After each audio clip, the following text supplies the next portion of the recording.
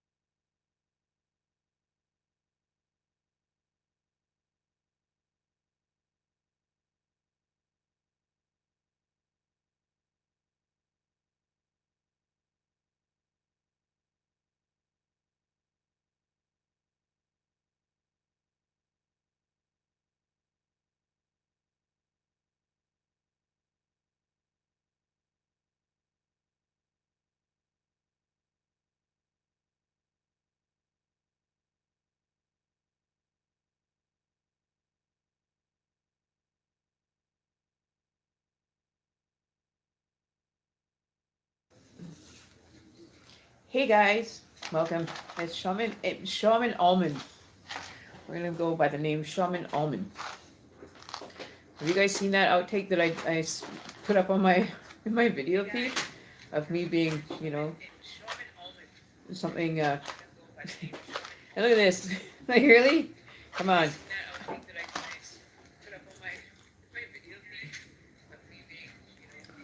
Got candles lit. To have positive, pure energy coming through today for us. Looking for positive messages today. But we'll take some good with the bad. And we will. Here we go. Hang on one second.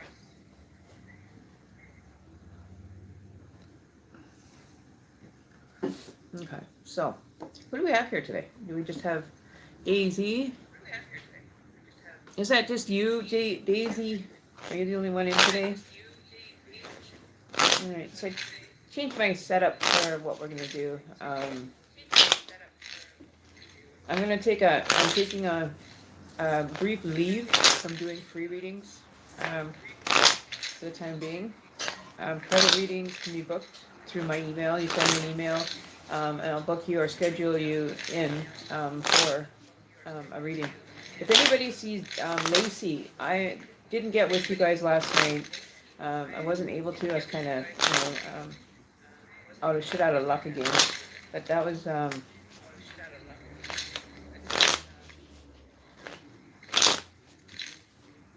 what was I just gonna say? See, I have things pop in and then they distract me from what I wanted to say. Um, with interference. But yeah, no, we had some difficulties with our breaker box again. So we kind of sat without power last night, or internet. So I wasn't able to get you guys any readings yesterday. So it went out in the afternoon. I didn't have it turned, or they didn't get home. My neighbor that runs the box, that has a box in her place. We have the main switch, and the upstairs has a controller. So each suite has a part of the whole system here, right? So if one person is gone and overloaded the power or the plug, whatever, it will actually blow a fuse. It'll blow the breaker on the breaker box. And it's unfortunate because sometimes she likes to go out and stay out late. So she didn't get back until what? It was about 10:30, quarter to 11 before we had our power back. And by that time, you guys, it's a little bit late for some of you. So I might be doing some readings during the nighttime when it's daytime over in the UK and everywhere. Get some more subscribers and stuff. What else? What else is there? It's just you, eh, Daisy? Well, there's 3 watching apparently. So who else is watching? Don't know. We'll figure it out. Is there anything new? Is there anything new? Booking private readings. I don't know. I'm not thinking tonight. I seem kind of like a little bit distracted by something, so I don't know. I think I need to do, a brief meditation somewhere in between all this. But yeah, no, I've been actually feeling good. My sleep habits were really screwed up for a little bit. I was always up all night long, and well, not all night, but until 3, 4 o'clock in the morning until I'd get tired and fall asleep. Have now switched to I'm ready for bed at 10, which is kind of a blessing in itself. Once I forgot to grab this.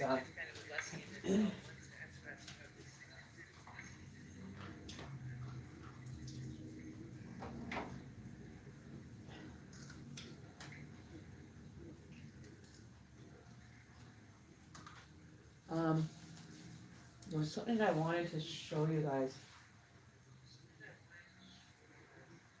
I don't know if you guys saw those ones or not, but you got a bunch of new ones. Dream catchers. I did make a rear view mirror one with it's got pink and purple on it. What else? I haven't really worked too hard. I've been wrapping hoops for dream catchers. Haven't really been focused enough. So I'm learning to do more focusing on situations, persons, places, and things. Changing things around, going through stuff and discarding, stuff that I don't need. So it's been kind of a little bit, the house kind of is a little bit turned upside down, kind of. We have to go through a lot. We've got way too many dishes for 2 people that, have, especially when you have one that uses a new plate like me every time she eats. So Karen here takes it and, if there's still a dish, I will go and take it from the cupboard, then eat off it, wash the dirty one and then eat. I'm funny that way. I don't know why, but I am. So the one thing I wanted to talk about on this video, before we get started with the readings, wait for people to show up, was the one thing that I was talking, I don't remember who I was talking to about it on the chat the other day, and I wanted to talk about synchronicity and how things kind of come around for situations that people may not understand, that are messages from your source or your spirit or your internal self, I like to say, is actually you'll notice things when you're waking, when you're I had this conversation with my partner today about this, and I find that when you are actually coming onto the path of spirituality, there's a lot of situations, persons especially, where it changes. And I'm talking about on the sense of everything becoming more spiritually tuned to the specific It is true, though. The words change to have different meaning than what you would have taken before, right? Like instead of sitting on autopilot, like putting music on and you just whatever, listen to the tunes, whatever, bop to it, dance to it, whatever. But when you actually are sitting back and not thinking about anything, um, how, and I did this in the video last week or the other day, showing you guys how the synchronicities kind of work out.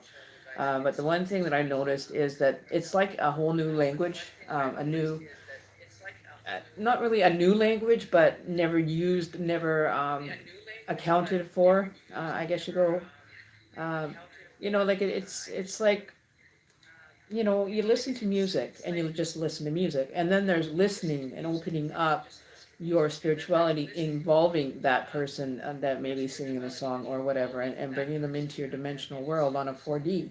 That's what I mean by, going from the 3D to the 4D. You leave the base one and you end up coming into a different, it's the same realm. It's the same existence of, where we live and humans in general. But it's when, you have connected with your inner soul, and it's vibrating on that new, more happier, more peaceful, more serene, and you can hear it. Like you can hear the pain that's in a song. You can hear the pain that's not in the song. You know what I mean? Like if you've got, sad songs playing, when you actually are awake and you actually listen to the lyrics, you can actually hear the undertone of why that song was written. Okay, so like, the other day we did readings, and then I turned up the radio as far as what song was correlating with the cards, right? And everybody witnessed that live last time on the last video that I did recently, is showing you how crazy the synchronicities can be. Some of them can be fun, like don't get me wrong. Some of the synchronicities aren't fun. You get like a mixed bag, if you will, with the experience, right? So if you guys have questions about that, synchronicities, that you want to go deeper.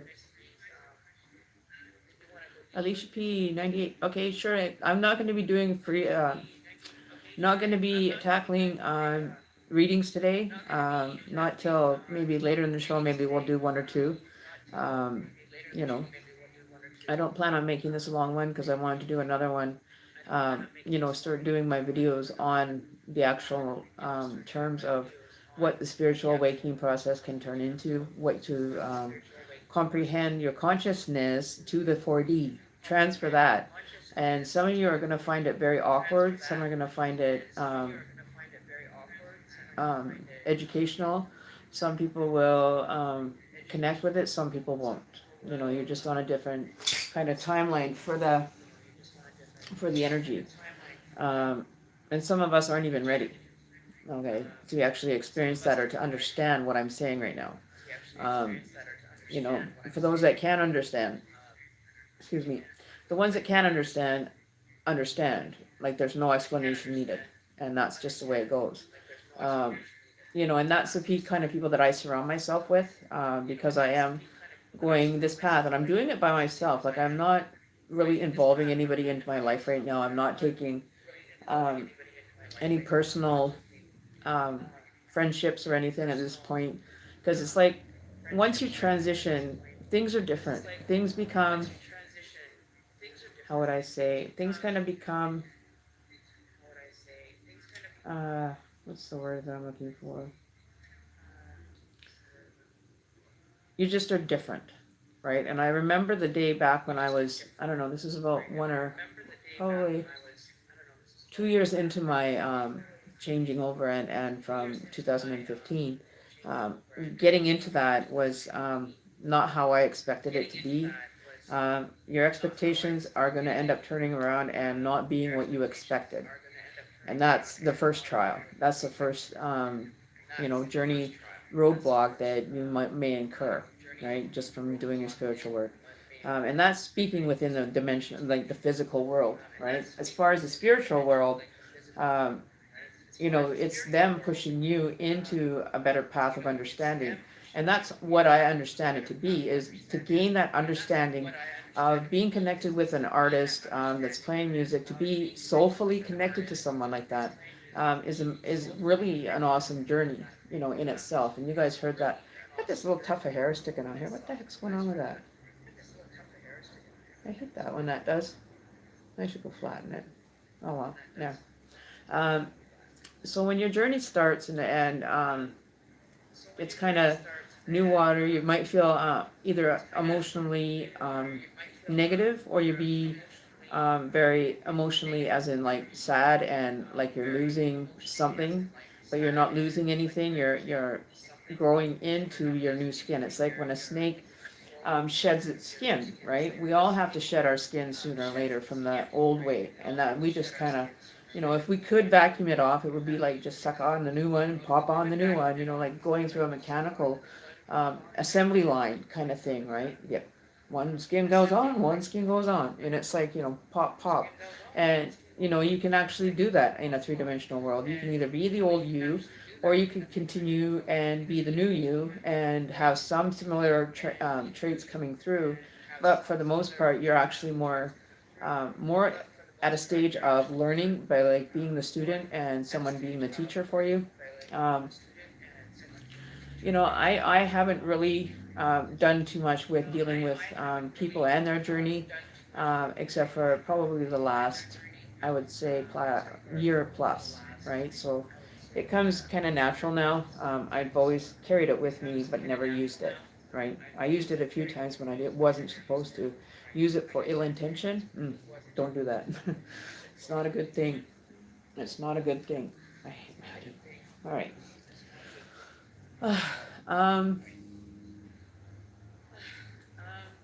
So what am I gonna? We got to do our smudge. I haven't started that yet. I just wanted to kind of have a little chat first. Before we get started to the hump day kind of reading to see where we're at, right? But I'm having a smoke first because I've been going all day, and I actually am now just sitting down to have a relaxing moment.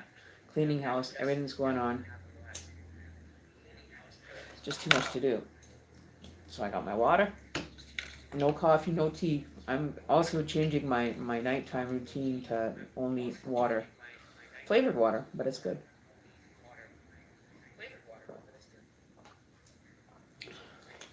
I get dry mouth when I talk. It's part of the side effects, I guess, of the medication as well, so who knows. So, back to how synchronicities and the spiritual awakening kind of teach each other lessons. That it's almost like feeling like you're the tennis ball at a tennis match, right? Getting hit from one side to the other, from the other side to the other, and it's like you're going back and forth, almost like how do you explain? It's like and it happens as quick as that, when you start experiencing these things, and if you're not careful, you'll miss a lot of how it works if you're not really paying attention.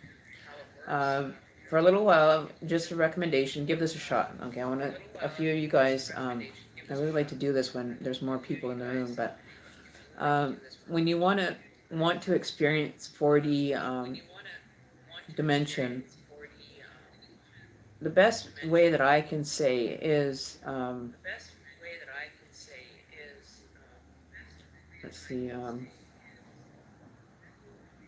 don't even know how to explain it, but to sit back, do some meditation, do some visualization, get used to doing visualization to a different realm, okay?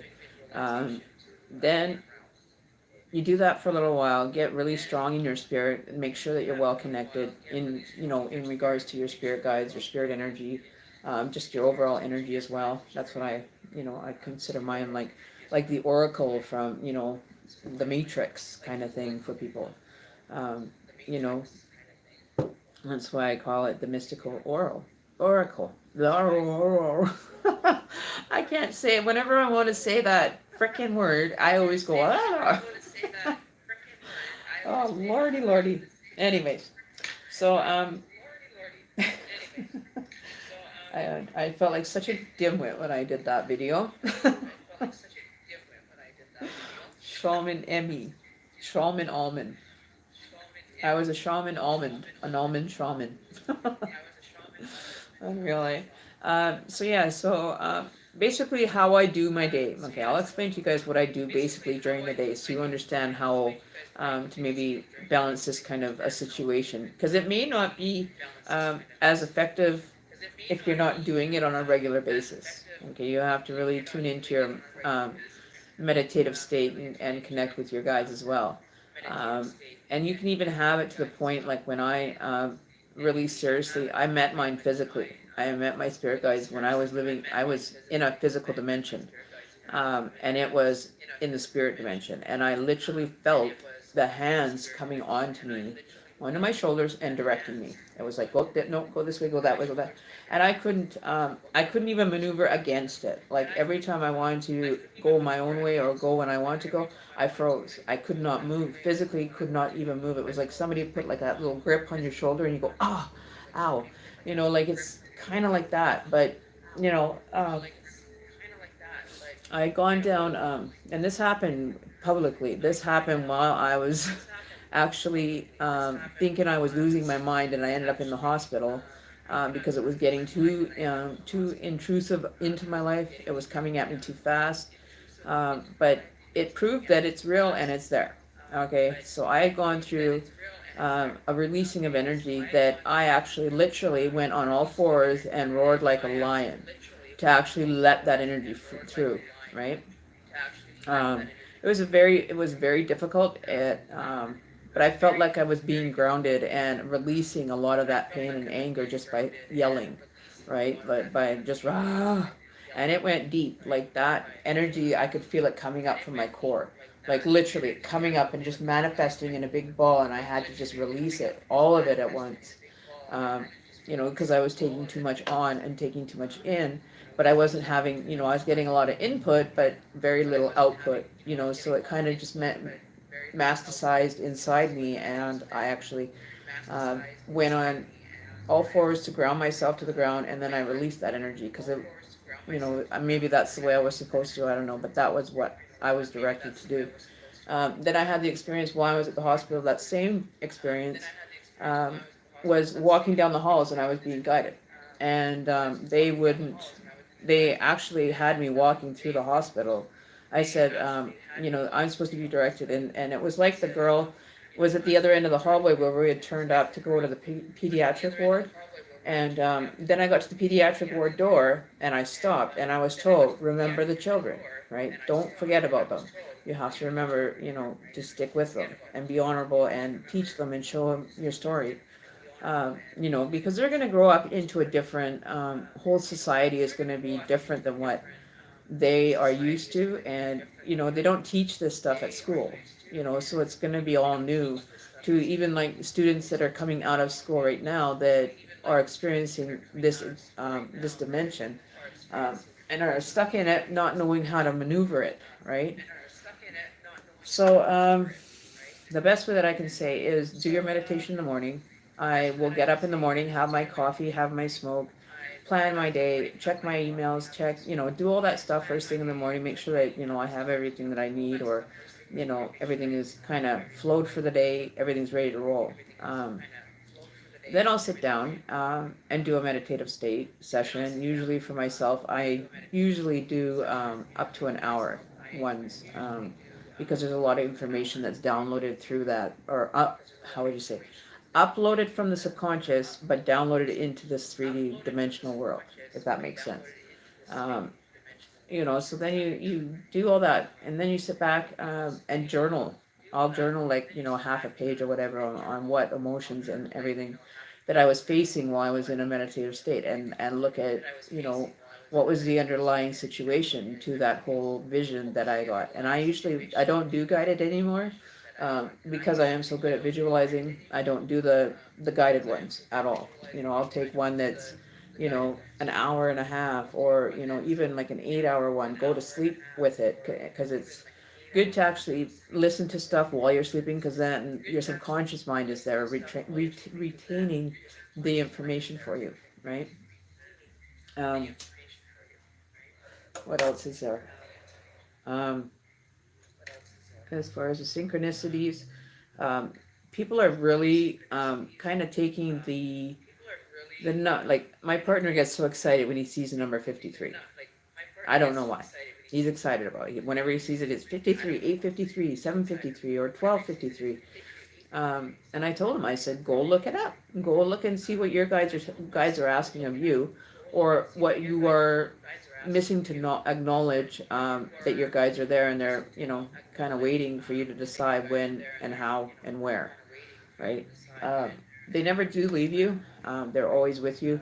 Actually, I'm going to grab this for you guys. I want you guys to see this for yourself. I found the pictures of when I was little.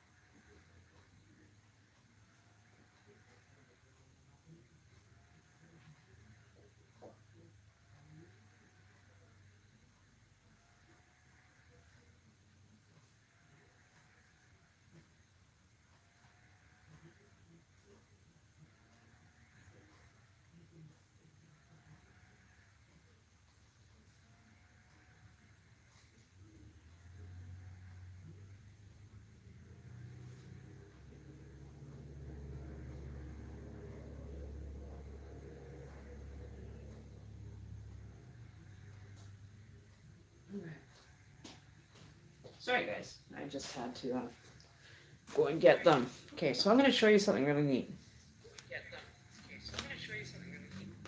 I'm going to show you an angel in a backyard.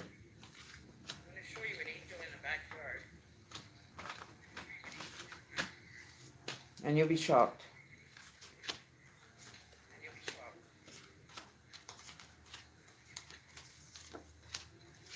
Where is it now? Where is it? I'm missing some photos somewhere. Okay. I'm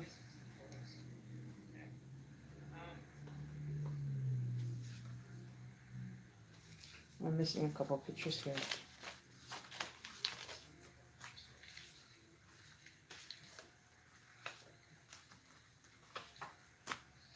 Okay, so this is the one with the messed up face right here. Okay, so this one's going to blow your mind. It blew mine wide open, and I wasn't expecting it. I was definitely not expecting it to happen that way. Okay, so that's that. Okay, so these are Polaroids. Okay, Polaroid pictures, and I have a few more. There's one where I'm sitting in my pajamas doing the Illuminati sign, and I was only like 4 or 5, maybe at that age. But I was doing it, and I had my fingers all bent backwards, and it was bizarre. But okay, so I don't know. I don't have a flash or a light. Actually, let me see if he left his phone. Okay. Oh. Okay, so I'll put the flashlight on here. Where is it now? Okay.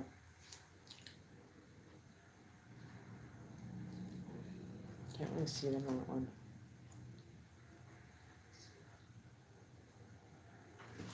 I don't know which one here.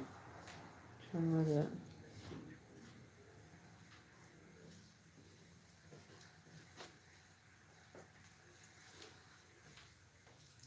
Okay, so there's a bizarre. Okay, you can't really see it unless the light's shining on it. But they had this anniversary clock. And there was, in one of the photos, I don't remember which one, had the face behind it. But this is when I was little. And the pictures that, you can't Photoshop a Polaroid. Okay? So right up in the top corner here, I don't know if it's going to show or if it's going to be too bright. But up here in this corner is where we've seen the demon.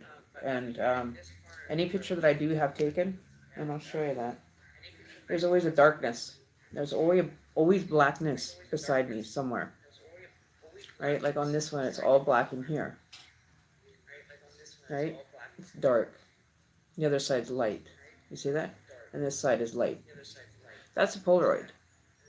And in the back here, up here on one of my photos, you can actually see like a face in between in the reflection off the mirror. And it kind of freaked me out.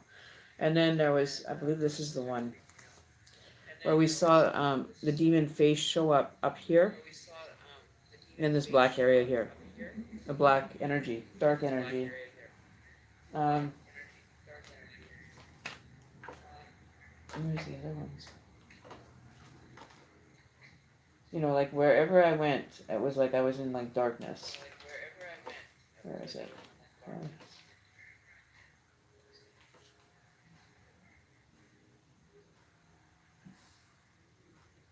Where's the other ones? Oh yeah, and then this one shows like a weird thing. But these are the ones that, I don't know if you can see it, if it'll show up there, but it shows up, and it's right here. It's somewhere in here. You'll actually take a picture and it'll shoot. It'll come out, it'll reveal itself and shoot out like it was like a giant fish or something. Right? But it was bizarre. Yeah, it was like the waters were calm on one side and rough on the other. Like it split right in half as far as calmness and roughness in the lake. Now, how does that explain that? I don't know. But these are some of the ones that I got that have revealed the darkness on the side.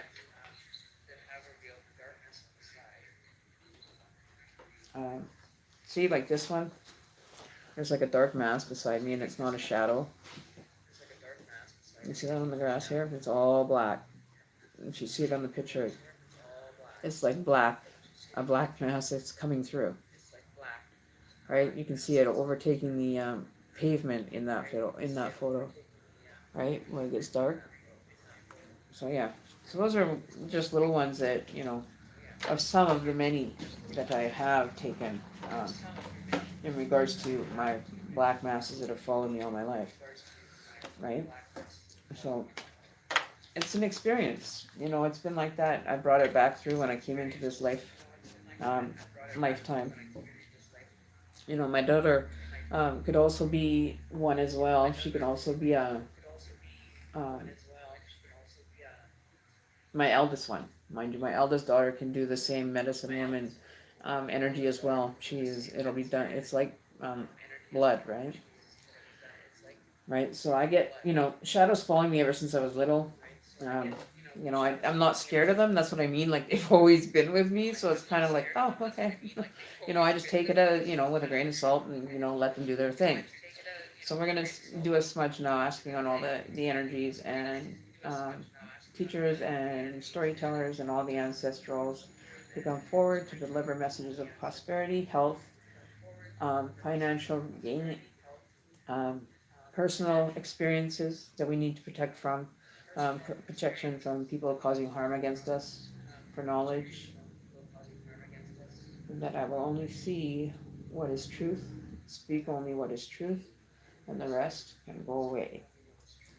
That my journey will continue to be leading me in a direction of you. Yeah. All right, so there's a smudge. Very quick, easy, simple thing. You know, I have to smudge my house tonight. I gotta remember that. I gotta write that down. I almost have to write everything that I, you know, have scheduled. Otherwise, I don't remember to do it. Right. So. All right. So we can get started. We are. You know, there was something else I wanted to do. Okay. So we only have 3 people watching. Okay. So what we'll do, just because there's only 3 of us, what I'm going to do is deal some cards out for you to pick numbers, like pick a number of a card. We're going to do pick a card day today, where you pick a certain card and we'll reveal what it has in store. This will be just a general one, depending on, you know, how many people end up showing up. But don't get a lot of viewers for some reason. I don't know. I think I might stop doing the live feeds. And the live feeds are kind of, how do you say? You know, I didn't share the video though today, so maybe that's why we're having less. Maybe I should share that. Okay, let's do that right quick. Oh, there we go. Okay, and then I just have one more share to do. Okay, so I just shared it on Twitter and everything, so that'll have to do. Okay, so let's get you guys back up here. There we go. All right, so we're gonna get this going. I need my water. Okay, I'm gonna put this one up. All right, so we are going to actually use just. What am I using a different set today? But we're going to stick with the oracle cards for today. We're going to use these guys for messages. Some insight into personal development, finances, career, energy for ourselves, energy for, universal energy to be used by us if we're in need of it. Take only what you need when you're dealing with energy. Don't never take more than what you need. If there's messages to come through the cards, may they come through at a rate when we actually get into the actual energy reading for the week. We are due for the week reading coming up for the next week. Alright, so those are well shuffled. I'm going to cut them now. And there we go. So, here we go. Okay, so we want however many cards that are required for readings today. Can we get some for the pick a card date, please, for spirit guides? Universal energy, please. Can we get messages through these cards? May you use me as a conduit for the message. And we got those. 5. Okay. So, is there any more messages that we can take? Okay. So that's an emergency. The jump one there. That's one of the emergency ones. The other ones are just kind of general. When they jump out, then those are the messages that need to be sent out right away. So we'll work on that one as soon as. Okay, so we got 2 more. Okay, so we got 3 and 5 for the other read. Okay. So these are messages. These are cards that have urgent messages written all over them when they jump out of the deck like that. So they're the urgent ones. And there's 3 of them. So this is just a general reading. I'm trying this for the first time to see how well it works. I was kind of interested in it. So we have 3 cards. Card 1, card 2, and card 3. Okay. So you have to pick one of the cards, whether you feel you're going to resonate with card 1. And I'll hold these up so that you guys can feel the energy.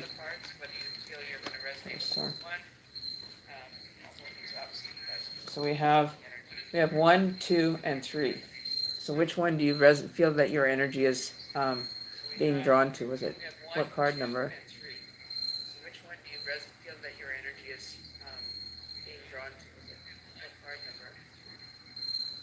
Why is that?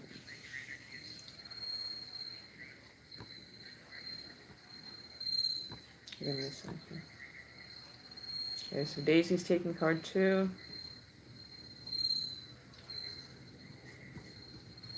Can you actually hear that? It's not even very loud at all. I get this high-pitched one.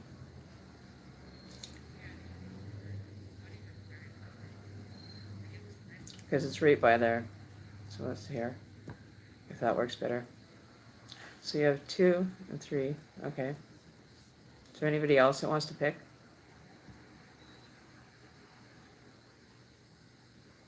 Yeah, the high, I don't know why that does that. It's something to do internally. I don't know. I have no idea about where it's coming from or even where to look.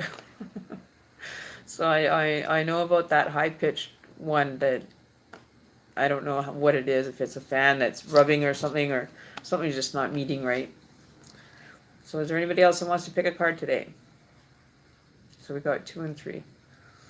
Okay, well, we're going to read them in order. I'm going to just do the general message overall. And then we'll, see how it goes and see if it resonates with you guys.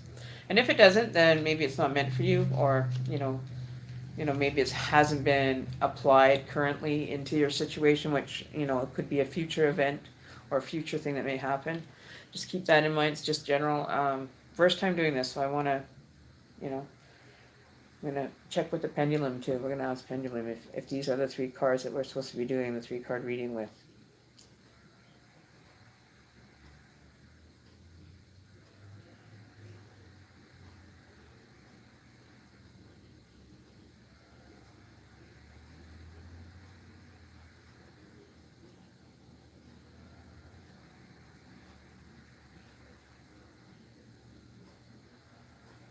Okay, so we're getting a very strong yes. You may stop, pendulum.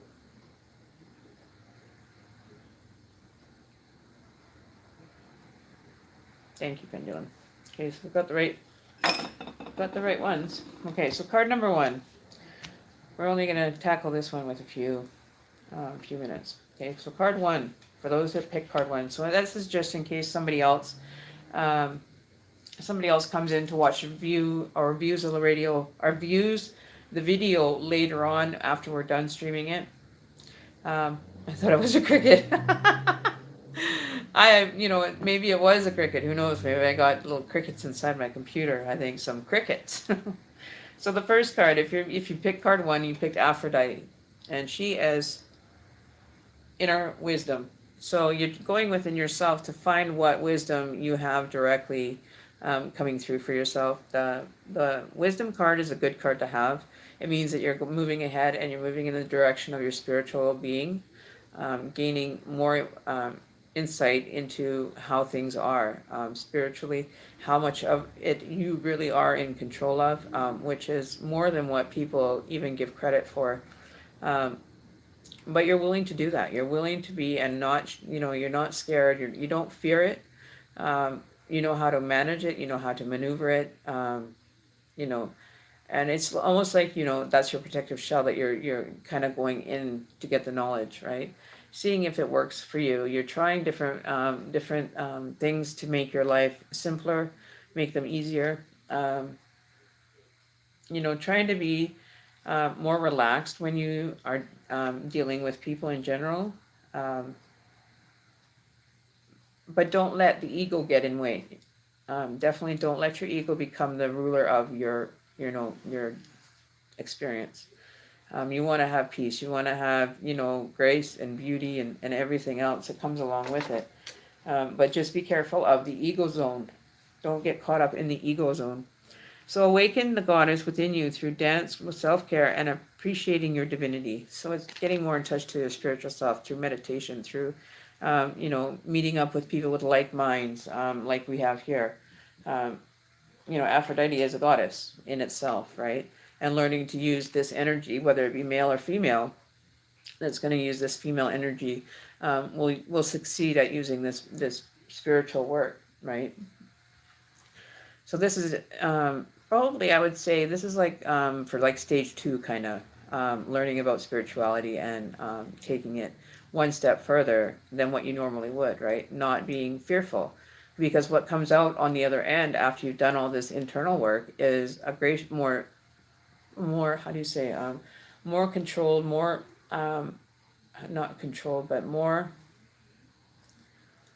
understand. But you're using more of your intuition part to attain, the knowledge. You're going and discovering and searching for where, you'd like to have a peaceful surrounding. You have you have a dove in here that is a symbol of peace. You want peace, love, and joy. And if you have to maneuver that, you'll know how if you go and find that goddess to direct you. But I do feel it's an earth energy. I do see, there's kind of a balancing game going on for here. Like she's covered. It's almost like that she's trained the bird. So it could be somebody that's going for training. That is going on a more of a trainee level kind of teaching. That could be through your work, through what job you have, or people, places, and things, right? So you may be ending up starting a training session with, returning to education to get education for yourself, renewing some skills that that you forgot, or you're having to rediscover yourself and start on a different ideal path for you, right? So that's probably where Aphrodite is going to come in, show you that you're able to do this. You just have to work a little bit harder than most people at getting, the underlying situations manifested so you can focus on other things, right? You don't want to focus too much and be that taking up all your time. Find the balance. Like there's two stars, one on each side of her, so you're still learning to have to balance this spiritual experience with your three-dimensional self. And it is kind of hard. If you can balance them, it definitely will be a benefit to you. So, this could be balancing a relationship and work. Maybe it's coming into, decision that we have to take it to a different avenue or a different level. You know what I mean? Like it's something about movement is what I'm hearing. A lot of movement's going to be happening, with this transition, right? So maybe that's the actual transition of, going from the 3D into a 4D and understanding more spirituality within you to be able to function in the 4D. It never changes. Like this dimension is still going to be here, like how we see it, but it's going to have a different layer on top of it, is what I mean. That you're going to experience things very differently. And this could be, retraining somebody, attending, meditation services, or, taking it with itself, right? And there you have the moon card that's kind of low. So that could mean that your vibration is low. And that's what the lunar moon will, cause these waves and these situations to kind of fluctuate back and forth, up and down, side to side kind of thing. So if you're feeling that you're not getting balanced, take some time for medication, self-love, self-care, which is exactly what the goddess wants you to have. So on to card number 2, for those that pick card 2. We got Hathor, and that's receptivity. So being receptive to other people. Allow yourself to receive. This will increase your intuition, energy, and the ability to serve others. So the people that are trying to figure out where their avenue lies as far as receptivity is, understanding what are you being receptive to? Like what is the importance of this this receptivity that is being offered to you? Like where is it going to be applied within yourself? Is it going to be applied more at work? Is this going to be a tool, or is it going to be a hindrance? Do you want to be receptive of, the energy instead of blocking it, allowing it through and to come in, to a different existence of love, to, find yourself within this receptivity? Do you want to actually receive the messages? If you're not ready for them, can you take them and put them on hold? Yes, you can. You can take them and just put them on hold. But understanding what part is being receptive. If you ask something of the universe here and you learn receptivity here, now you have to bring the two together and make them one, right? So if you're not ready for receptivity, don't go down that avenue. Don't hit that, no, there's no coming back when you start entering into the 4D meditation. I mean, there's no going back to things being the way they were. It doesn't happen that way, and it will not happen that way. You can try all you want, but you'll end up finding more blockage going back into that old 3-dimensional space, which is, non-spiritual. Like it's a non-spirituality channel that you came from that doesn't, coincide. So when you're coming into the 4D, you have to be more receptive. You have to be more guided and more into your whole spirit, and that's what it's about. If you're not taking your whole spirit for more like if you're not taking it to be receptive for spirit, there's really no point on you having it at all then, right? And that's the guide saying, be receptive, open up your channels, never be closed-minded with even anybody. Be open-minded, right? Make little, comments if they're talking about a certain topic, kind of, move a topic in there and talk about it, because there are a lot of people that are like-minded here, a lot more than what people give credit for, so if it's something that you need to focus on, maybe start doing guided meditations on, Jason Stevenson, like I say before, and just opening up those receptors for yourself, unblocking your chakras, unblocking your personal space, and do it with comfort and ease and feeling safe about it. If it makes you feel uncomfortable or it rubs you kind of the wrong way, there's a reason why it's telling you that. We are, full beings, and we can feel anything everywhere. Okay, so, you'll get that instinct going as well. It'll open up the airwaves, if you want to call them airwaves, vibration, that you're not resonating with the situation. It's like when you go through the YouTube list and you're picking out, a reader. Well, there's how many readers on YouTube for one. If I want a reading done for myself, I will pick the one that I'm being drawn to, like intuitively, or spirits kind of pushing me to, because there's a message that needs to be heard. And then dealing with it, right? So being receptive to other people's ideas, other people's desires, wants, dreams, and maybe there's something that you can offer in return for an exchange of information back and forth. What you may have experienced in your journey may help somebody else, and being receptive to them, not just being your self-centered self. Okay, so being selfless is a lot to do with being receptive, because you're taking the energy from someone else, they're bringing it to you, and you're looking at it going, da da da da da, how am I going to use this in my life today? And if you can't use it, just say, okay, well, maybe I'll have that for another experience that I might need to draw on, and then you just kind of file that away in memory.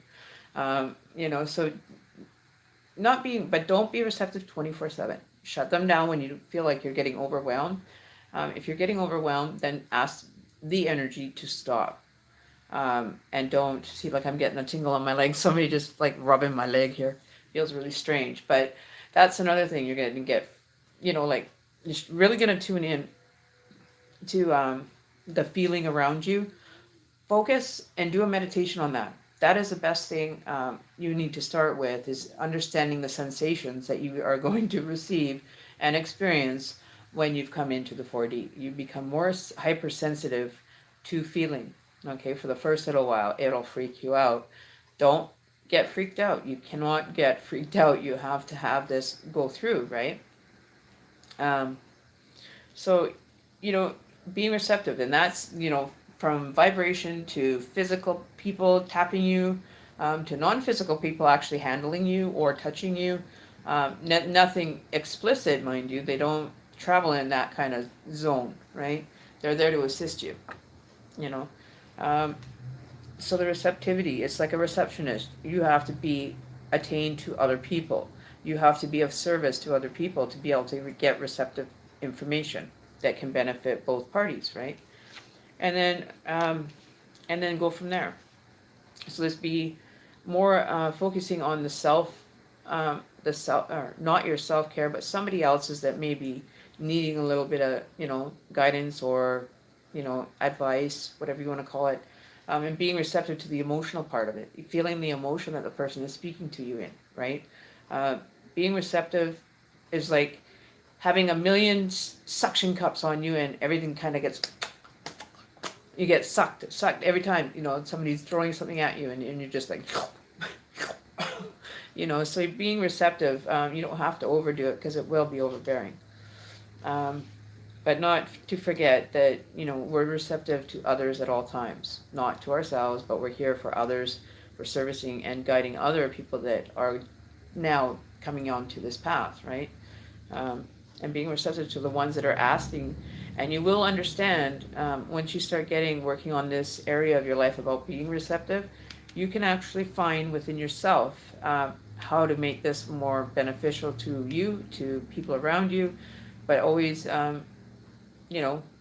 always say, hey, I understand that. And, everybody needs to hear the common and safe words that you kind of hear as repetitively when you're dealing with this new dimension, right? So don't be scared of it. Move in the right direction, because you're going to have to be receptive to a lot of energy when you go down this path that, you don't understand, but it's there. And if you need help with the energy, the questions on that, we can you ask me questions after as to what did I mean when I said this. So there's a lot of information just in that one card that could be very overwhelming. So take care of that. We'll look at that. We'll do a video on that maybe later on for you guys if there's enough interest. All right, so the person that picked card 3, I don't even think we had a card 3 picker, but we get to read it anyway. So Sekhmet, be strong. So somebody may be feeling a little bit weakened right now, that kind of everything just kind of did a shit show on you.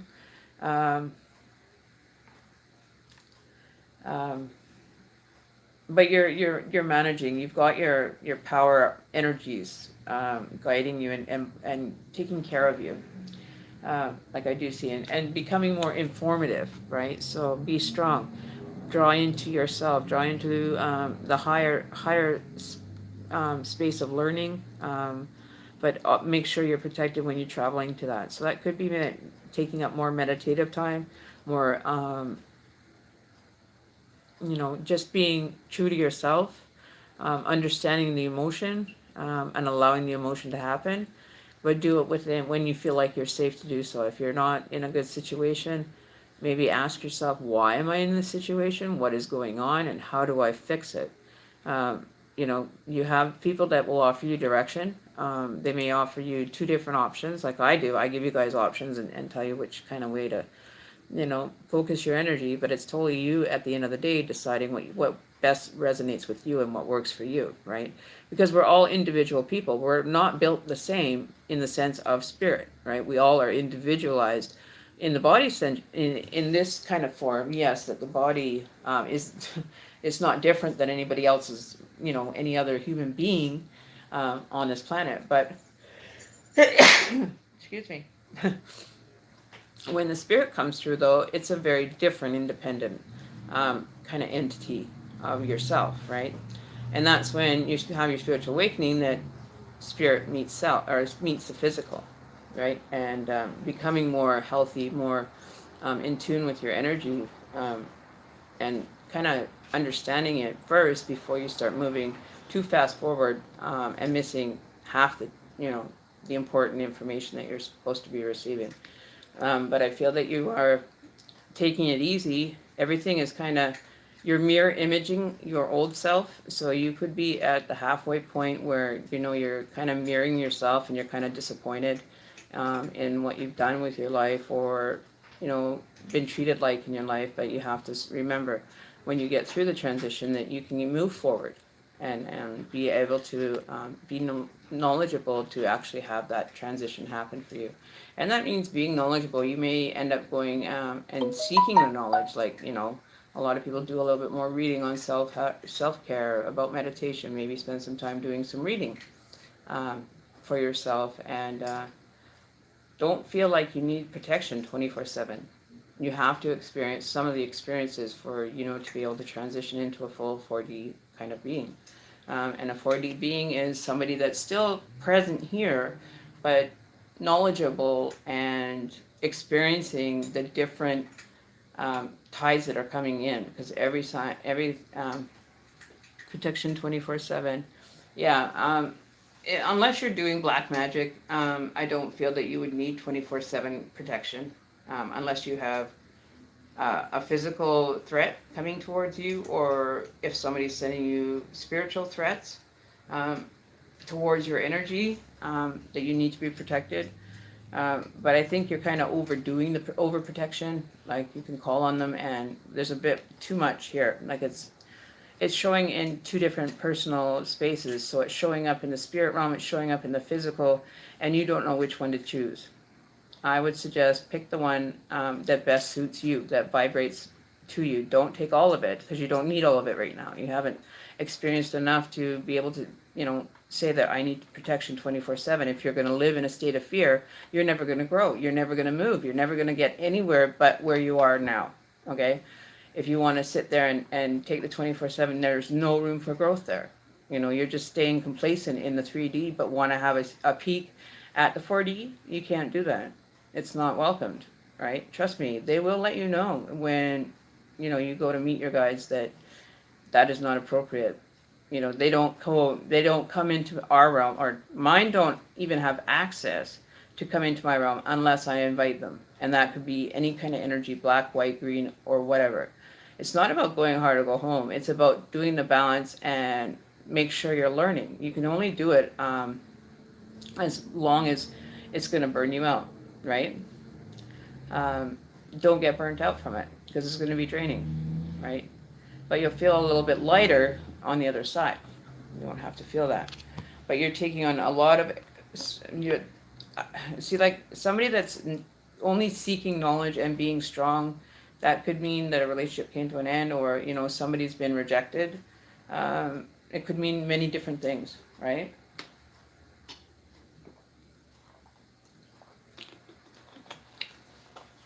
You know, like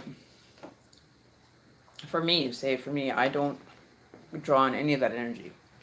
I don't protect myself 24/7. I have my guides, and there is an understanding between my guides and me. They're not allowed to enter this 3D space on a two-dimensional level, spirit level, right?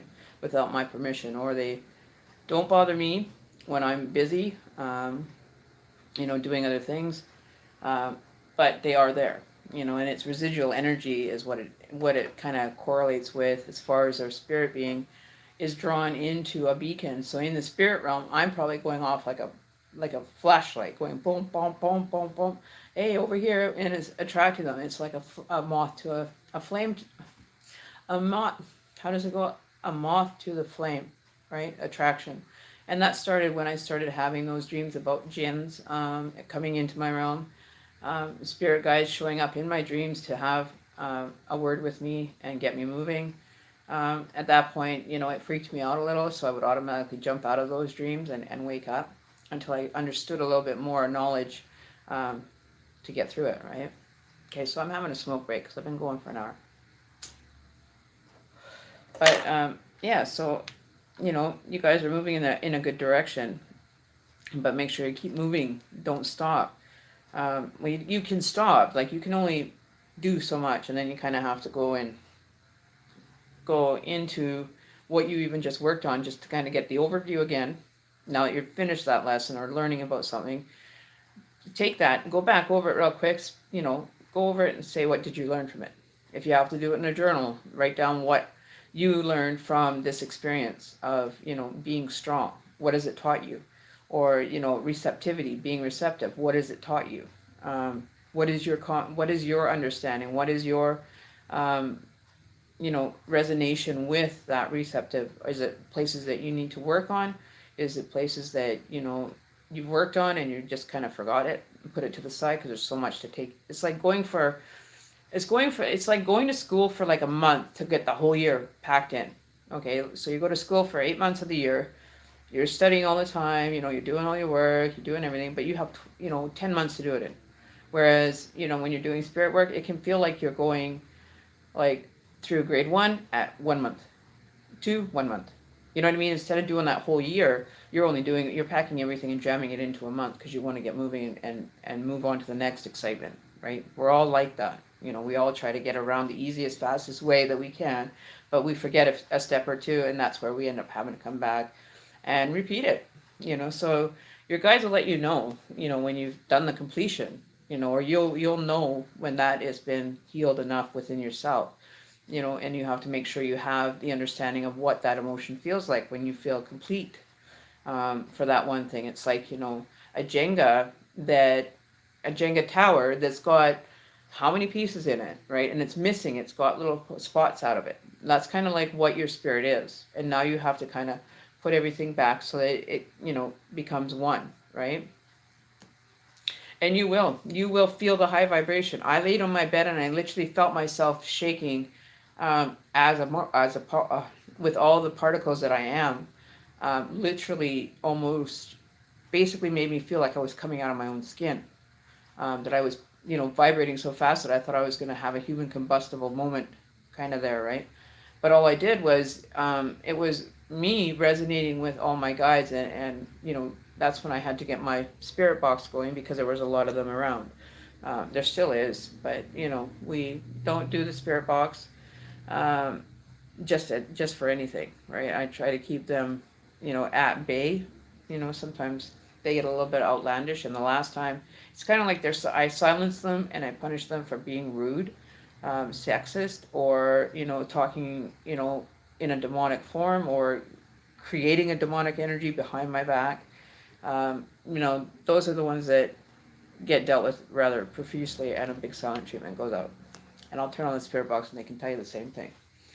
I have my two guides. I have a male and a female. I have both sides protected, like both energies. For my personal space, my personal masculine, feminine energy is being protected by the keepers of my soul, kind of thing, right? It's not like selling your soul to the devil. It's just something that they have access to, and what? it's true, right? And I'm not bullshitting anybody. I have all these live videos for that to be, to be accountable to that, situation. I do it live. I'm not, gonna go down and be like, oh well, you had to pre-record that. This is just live. When shit happens live on these feeds, then you'll know what I'm talking about. For the while there, we were hearing pigs in the background. We were hearing pigs. Tonight we were hearing crickets. So it's like, what the fuck? It's not what, it's what the...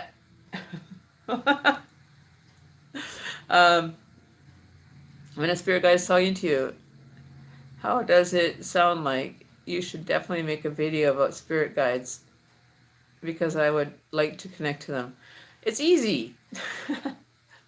Remember, one guy said sex. See, that's what I'm telling you. They can't be, I don't mind it if they're joking around with that energy, because we usually have a good time here. Like when I connect with my energy, I have a lot. Like I'm like a beacon and, just so happy all the time. And, I get bogged down, I do. But, I don't really take too much into it. But it's fun. You really have to, connect with them. And if you, yeah, see? They even said my name in one of the live streams that I did. They called me Karen, and they've used my partner's name as well. But they sent it the first time was, just say his name's John, but he spells it Jon. So the first time that we came back from using it and they were asking me, they said, who is he? And I said, it's John. They spelled it John, John, right? How you normally would. And I said, no, his name is not spelled like that. It came back with John, Jon. No word of a lie. You can believe me or not, but seriously, it said his name too. I cannot debunk that. I cannot let that situation or the box be not real. You know what I mean? Like that made it a harsh reality that they're there. And I even have a video, a sim parade on my feed where there is a guy that was masturbating in spirit form underneath my mattress. Go see that one. It's got a picture of like a spirit box on the front of it. And he actually says, oh, I came. And then he said shower. So he went and had a shower after he was done. Yes, I'm serious. I'm not bullshitting you. I've got it recorded. Go listen to it. Listen to the whole thing and you'll see that it was having some sexual problems or... See, you remember that one, Daisy? You know what I mean? Like it gets fucking crazy around here. It's like a 24-hour party in my house and I'm, bumping into everybody. You know what I mean? Oh, trust me, dude, you have not even seen the best of the best. Sometimes you get them on there and they just start rattling off sentences and talking through sentences, but they'll always ask who. They're shy though. They won't come on unless I let them know that we're being recorded and I introduce you all to them. Only then will they all start talking. When they aren't introduced or who they're interacting with, connected to you through me, through the window, they can see what you guys are doing. They can see what I'm doing. And that's how they can portal, in and out. They're very like that. I don't make them stay. I don't make them go. I don't make them do really anything except for spiritual work. If you want to hang out here, you got to, it's like, a partnership. You have to go do your work. I'm here doing my work and getting the messages that you guys need to be delivering. It's almost like you're sitting at a temp agency for workers, spirit workers here in the 3D, right? It's like I should write down all their names, but I don't care about the name. And name is nothing to me. It's the purpose, right? They're not going to be around long if they get to finish their purpose here, right? And that's usually what it is. They have to go and right the wrong that they did while they were living in the 3D space if they want to move on to a different realm, right? So they're kind of like I would say it's like purgatory, but not. But it's like being in this existence and it being the same existence that they're in. But that's where the confusion comes through because the spirit can't maneuver in that direction, but they need somebody that's tangible to be able to guide them through. So that's where I become the bridge from the physical to the spiritual, and that's where I bridge the energy so they can come in and go out, right? They don't actually come through me, like possess me or anything. They just are there. And where they came from, it doesn't matter because they're just transitioning through, but they don't want to leave the residual energy because then that means they have to come back. They have left it behind when they were supposed to bring it. So it could be a lesson in itself to reincarnate if, the energy has to maybe learn that you shouldn't leave things, just leave them, but to understand it before you have to leave this physical space, so that you don't have to worry about, moving into a spirit state, but not, it's like slamming, like opening a door, going through, you're going through the dimension, and then you go to shut the door, and you've caught your cape, or you caught your jacket that's tied around your waist, or whatever, you've left in, and being caught in that door and not being able to go anywhere, because there's still energy tying you back to the 3D world that you have to, residual energy has to be all absorbed before you can go anywhere and resolved, right? And that's the way that it works here, right? They don't have to go if they don't want to. They can hang out, with other energies and just have conversation, just to kind of get used to the whole death thing, being out of the physical time frame now, out of the three-dimensional, and now you're in spirit form. Can be kind of a shocker. I know I did one channeling on my spirit box. I had this young girl. She was livid that she ended up there. She was pissed off at everybody there. She didn't want to talk to anybody but me. 4 days later, I find out that my best friend, one of my friends, her friend was the mother of this girl. She was only 19 when she was murdered.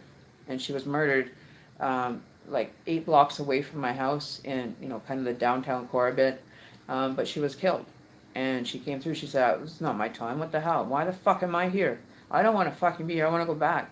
And so I had to talk to her and say, "Listen, you're in transition. You're safe.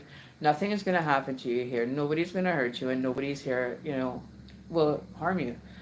And she says, "Oh, fuck, I don't want to fucking be here. Get me back. Get me back." And I said, I can't do that for you, because you've already exited your body, and your body is not in a condition to be able to accept you back. So however that person was stabbed 4 or 5 times in the chest, so it's, your physical space is kind of gone. Unfortunately, you get to hang out with all these wonderful people here, and they were very kind to her, and it took her, it was about 4 days before she actually calmed down enough to understand that she was in a safe area, right? Because I don't tell them to leave if they come here. I don't ask them to leave. I tell them to chill out, relax, enjoy your stay, and that's it. I ask them if I can borrow them every once in a while to go and do some helpful work, or, to be assistance to somebody else, and they usually do. But it feels like sometimes at a temp agency office, I had one lady, it was, I believe she sounded Asian, like Chinese or something, that she ended up coming through. And then another one came through, and she felt like she was probably in her mid-30s, was murdered. The Chinese lady ended up coming through, and she didn't understand what she was going through.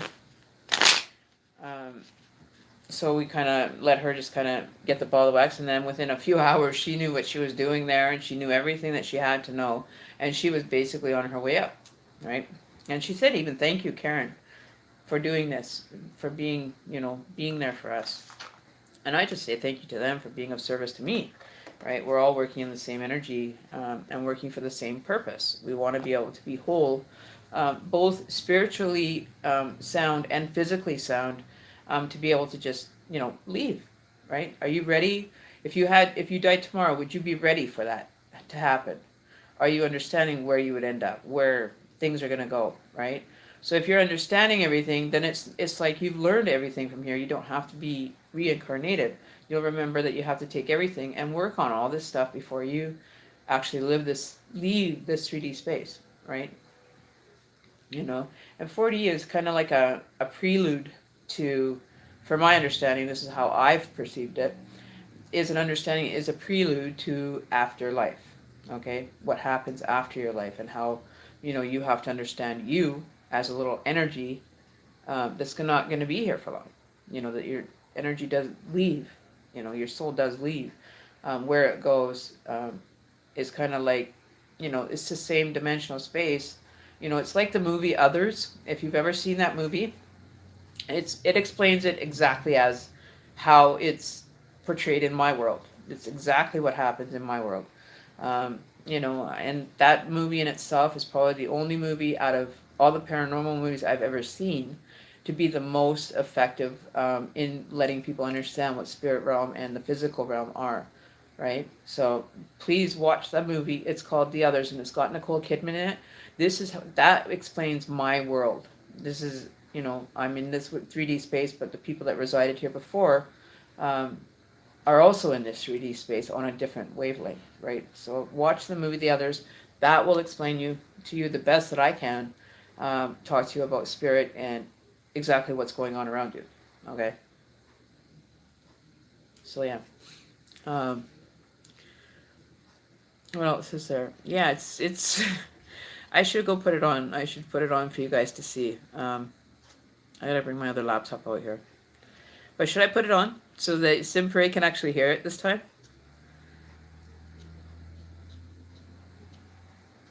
We'll put it on and we'll. Oh shoot! I don't have my stereo hooked up. I just kind of rearranged my house. Um, okay, so let me go grab my other laptop. It's bigger, but I'll grab it. Hang on.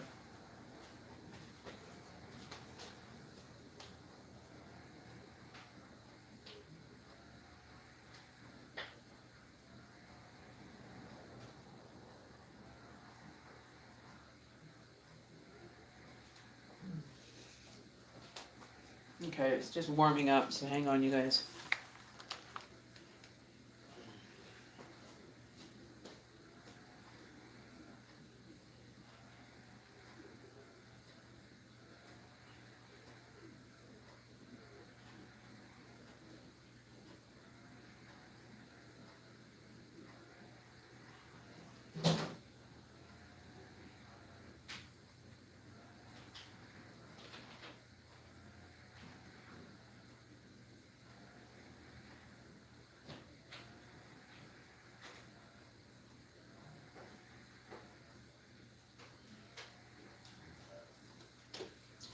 I'll just hook up my little stereo here, and then you guys can hear it.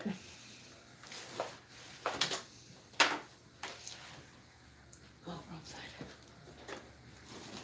And then,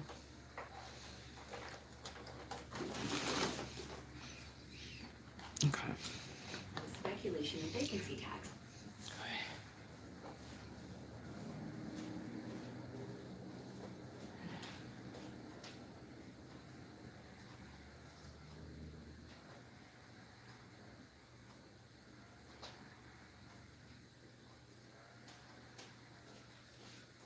So just give me a couple minutes here. I just got to get this set up now.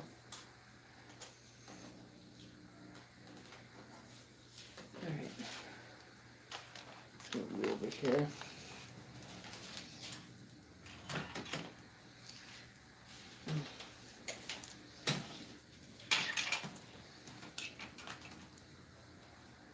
All right. So while we're waiting for my laptop to load, they may not be very responsive if they hear you guys, so just, well, they're not going to hear you. That's right. Let's see if we can get this to get my guys' energies. Everybody, we're turning on the afterlight box. So be ready, Freddies. Get ready, energies. Energies. Oh, did anybody even notice that my hair is a different color? I dyed it a darker color. I think it looks good. Just that little tuft right there that doesn't want to go in there. Oh, no. Still doesn't work. No, I won't. I won't live that one down either. Oh my lord, I will never live that one down either. That was fucking hilarious. I just freaked myself out that day. It was kind of funny. But yeah. All right. Let's go see if we can get this puppy started. What's underneath here?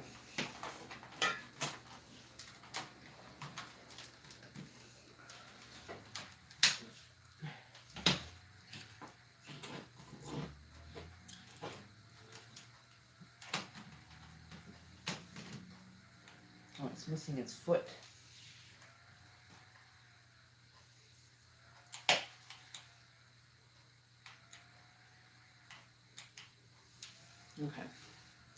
We're waiting. Hang on. Don't give up yet. I gotta turn my heat down here.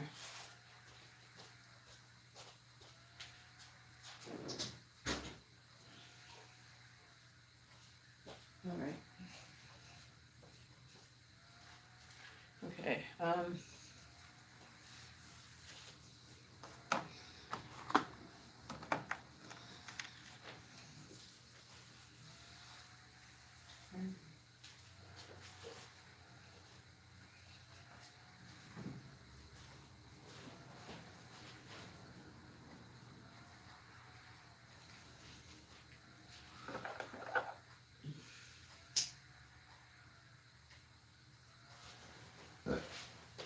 Okay.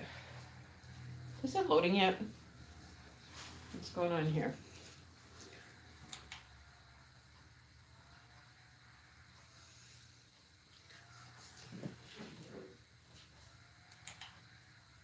Oh, there we go.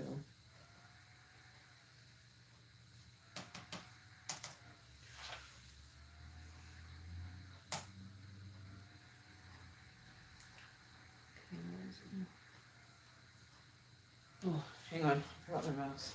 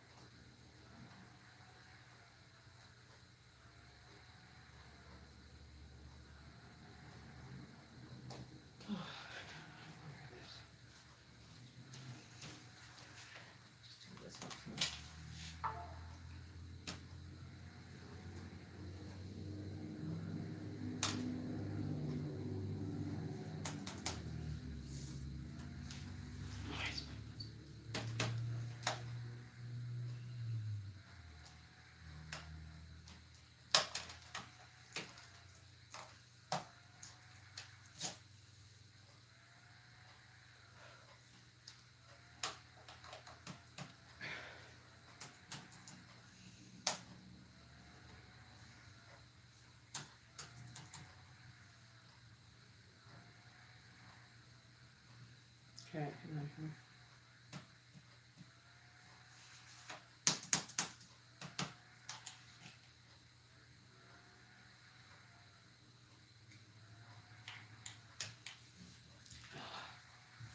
For Pete's sake.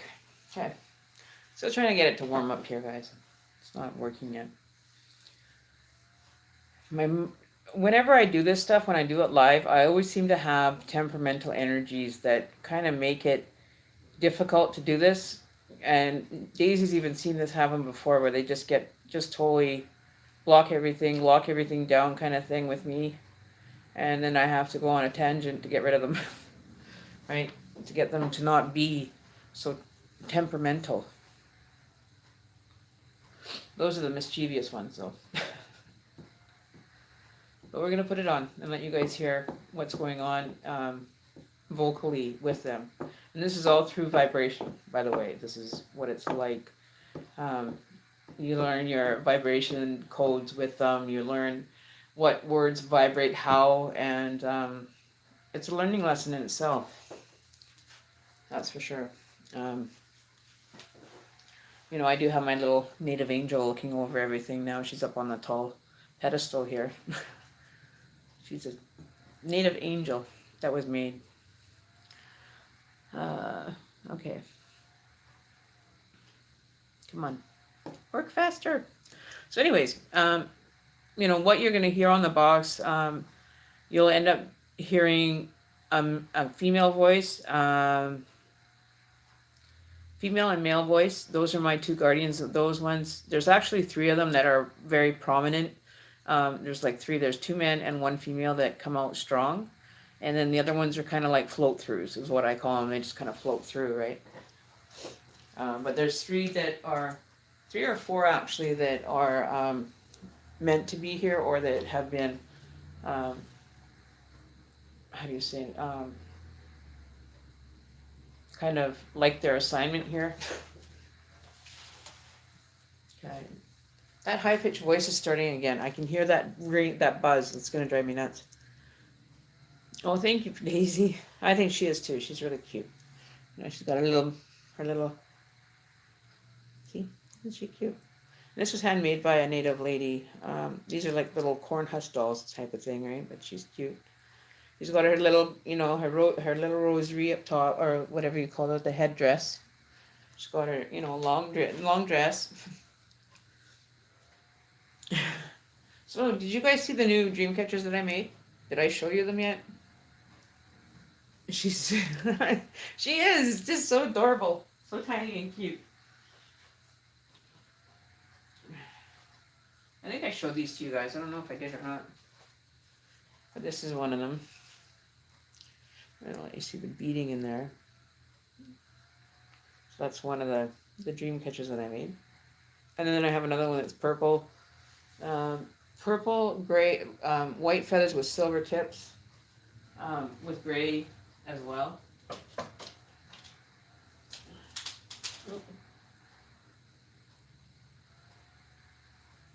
We lost the feather somewhere.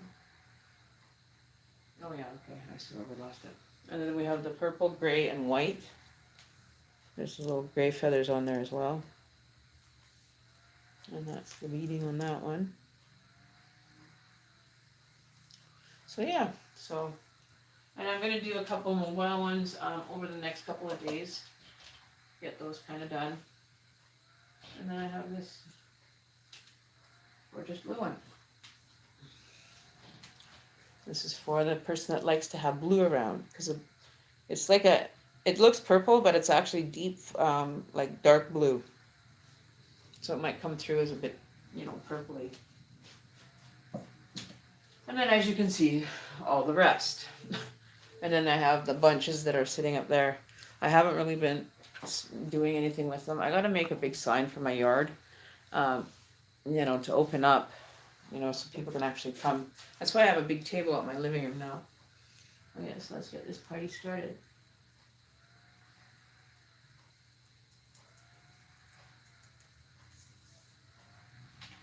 Where's my on?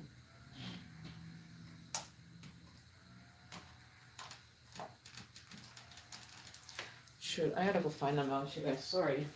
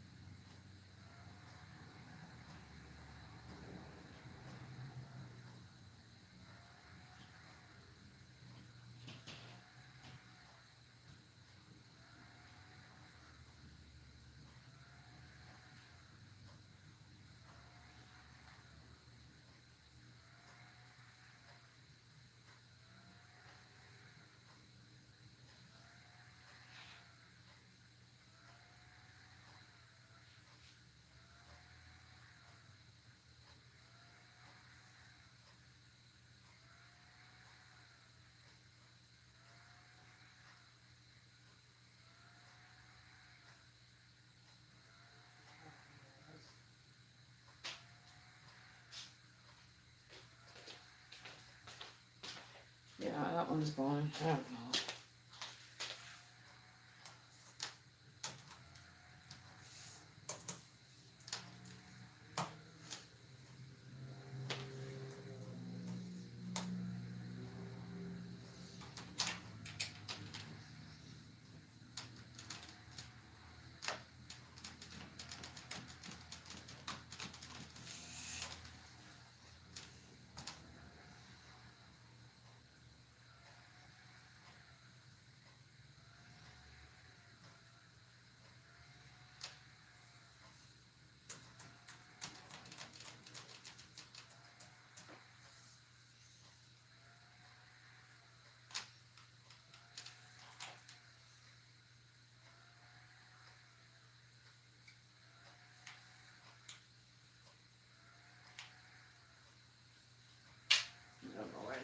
Okay. This might take longer than I thought, you guys. I'm not sure where the hell my mouse went. Don't know where it went.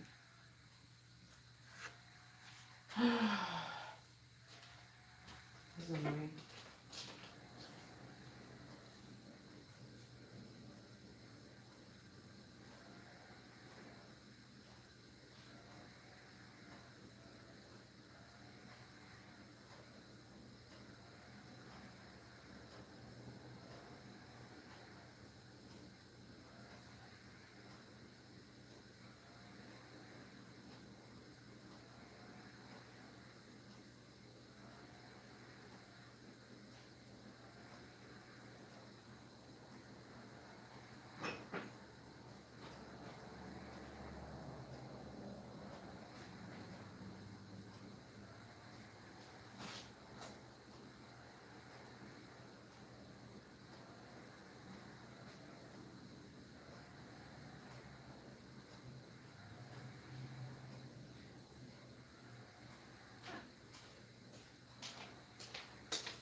Alright, we're getting there, you guys.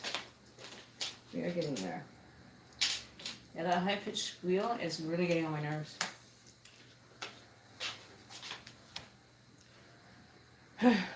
Okay, so we're going to put the spirit box on.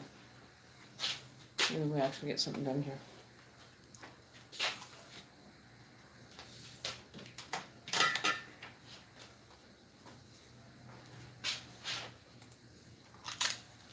Alrighty, you guys, so stick with me. Just waiting for it to load. Hey, Clarence! Hey, Peepa! Yeah, so those are all for sale. All of these ones are for sale, and all the ones over there are for sale. You know, I just have not gotten around to doing it. Better put on my phone on a charger, because it's going to die. Don't want it to die. Oops, sorry guys. There we go. Okay. Oh, Simparade. The ones that I showed you, I let them go for like 40, 35 to 40, depending on the detail in them. We have smaller ones like these ones here. You have a 4-inch one. Those ones are 7-inch, like diameter wise. I have some 5-inch ones. That one's a 7. The smaller one is 5 inches. And then I also have the keychains, which hate this freaking way that this is set up now. And that computer's going. I'm turning that one off. I can't use that one. That's just annoying me. Oh, here.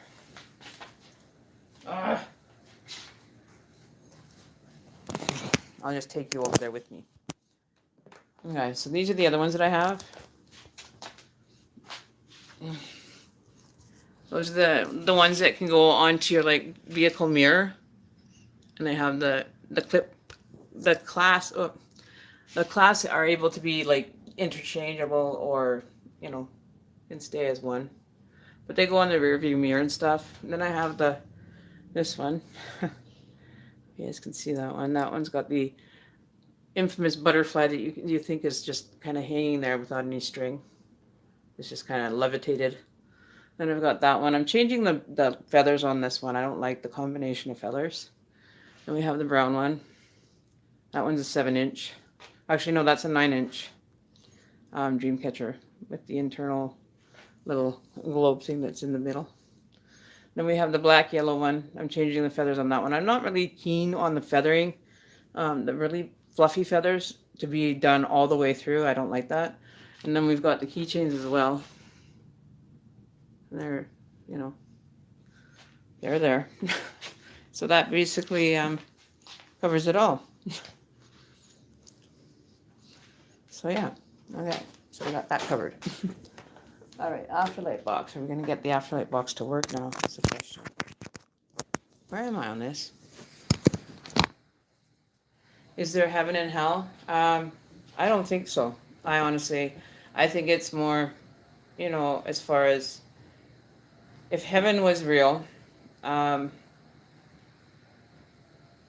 I think that our subconscious would actually know that. That would be something that your subconscious would remember, seeing as we unlock everything else from there and experiences. Yeah, I can do a donation. Lovely, baby. Donation. If I can get Daisy to put up my donation link for you, I could do a reading. Sure, no problem.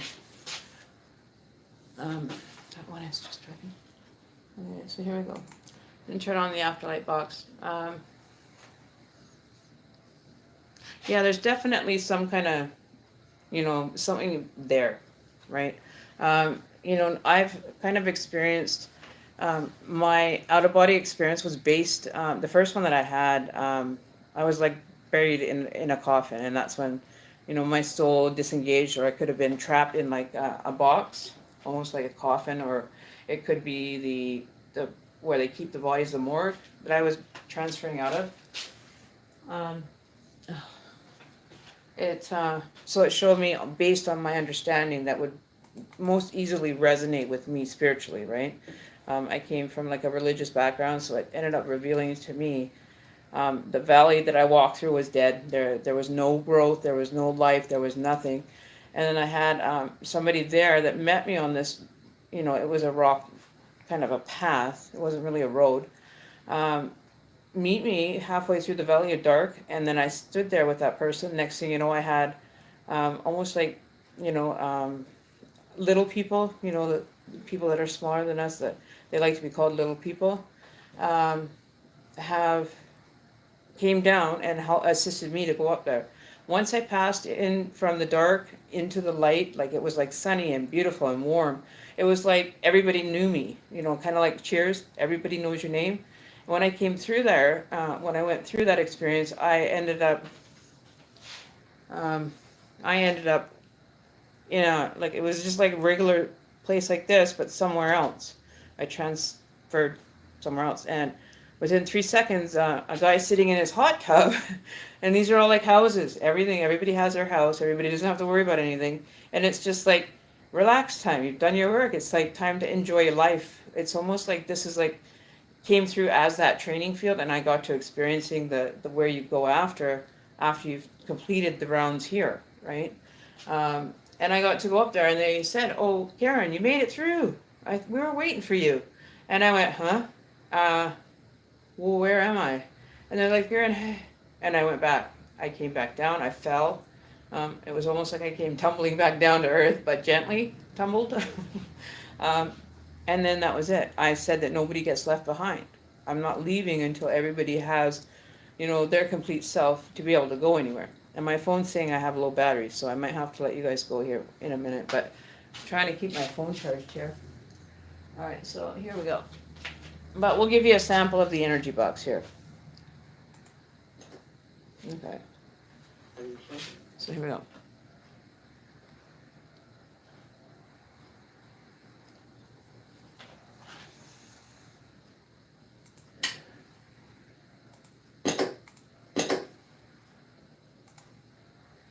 Okay, so we'll see if anything comes through.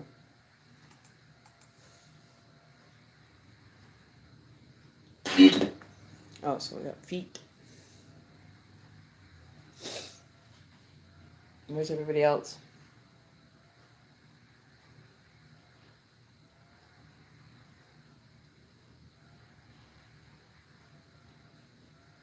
Where is everybody?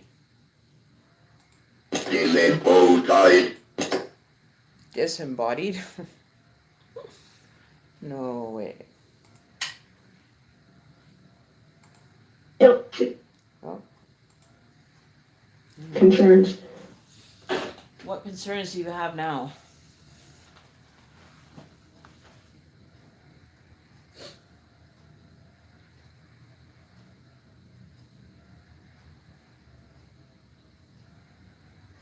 Representation.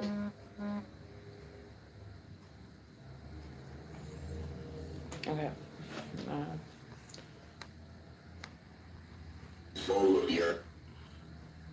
Okay. Let me just go verify your donation. Give me one. Just gonna check it.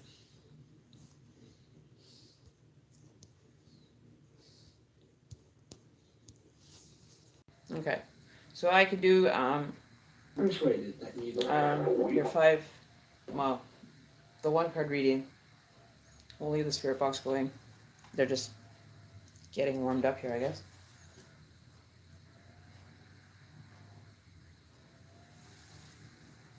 for the love of God. Massive cloud. Okay, so you have, once I start doing a reading, they'll actually also sink into it. Alright, so we're going to do Lovely Babies reading. I'll need the sign up. Jesus. Up. Okay. Speaking rather loudly. So we ask the angels, oracles, and energies to all come forward for messages for Lovely Baby for today, December, or January Against the Of the law of sin. 23rd. station. Um,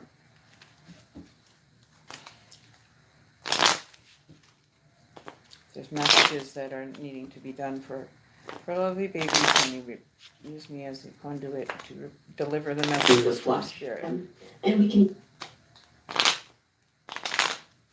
Okay. All right, so. All right, so. What And they messages are that from add Lovely reading. Baby?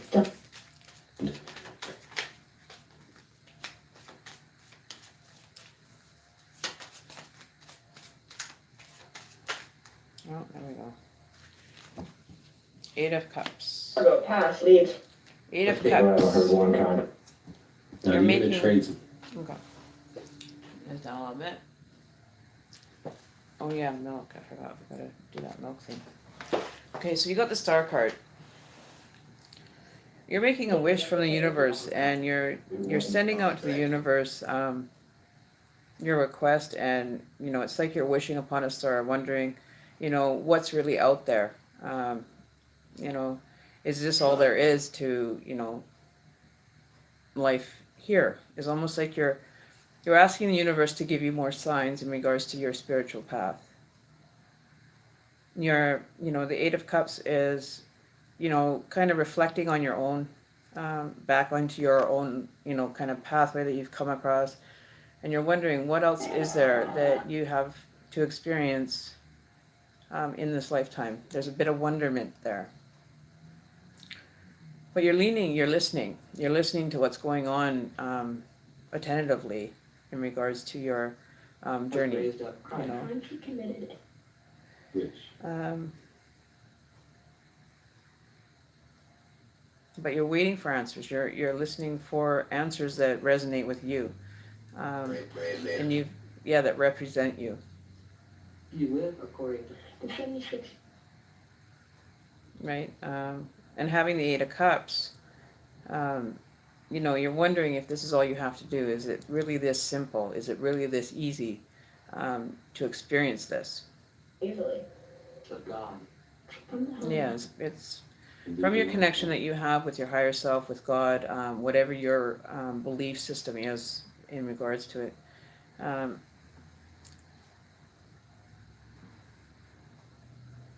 be thoroughly old. I'm middle aged. You're feeling like you don't know how to maneuver it. You don't know how to, take your cues. You have nobody to show you, kind of a path or a route to be taking. Your children. You're at, it could be a water sign that you're engaging in or wondering about. This could be in correlation to a possible relationship you're either currently in or will be currently in. You're making wishes, you're making a plea to the universe for, some signs for these things to be able to be manifested for you in your life. You're ready for them. And you're not shying away from reflecting that to the universe, that you're ready. And you're just wondering if this is really true to what people are saying. You're listening, you're leaning an ear to get information, but you're kind of second guessing what information you've received. You're not quite happy with what you're hearing. You're not completely satisfied, is what I'm hearing.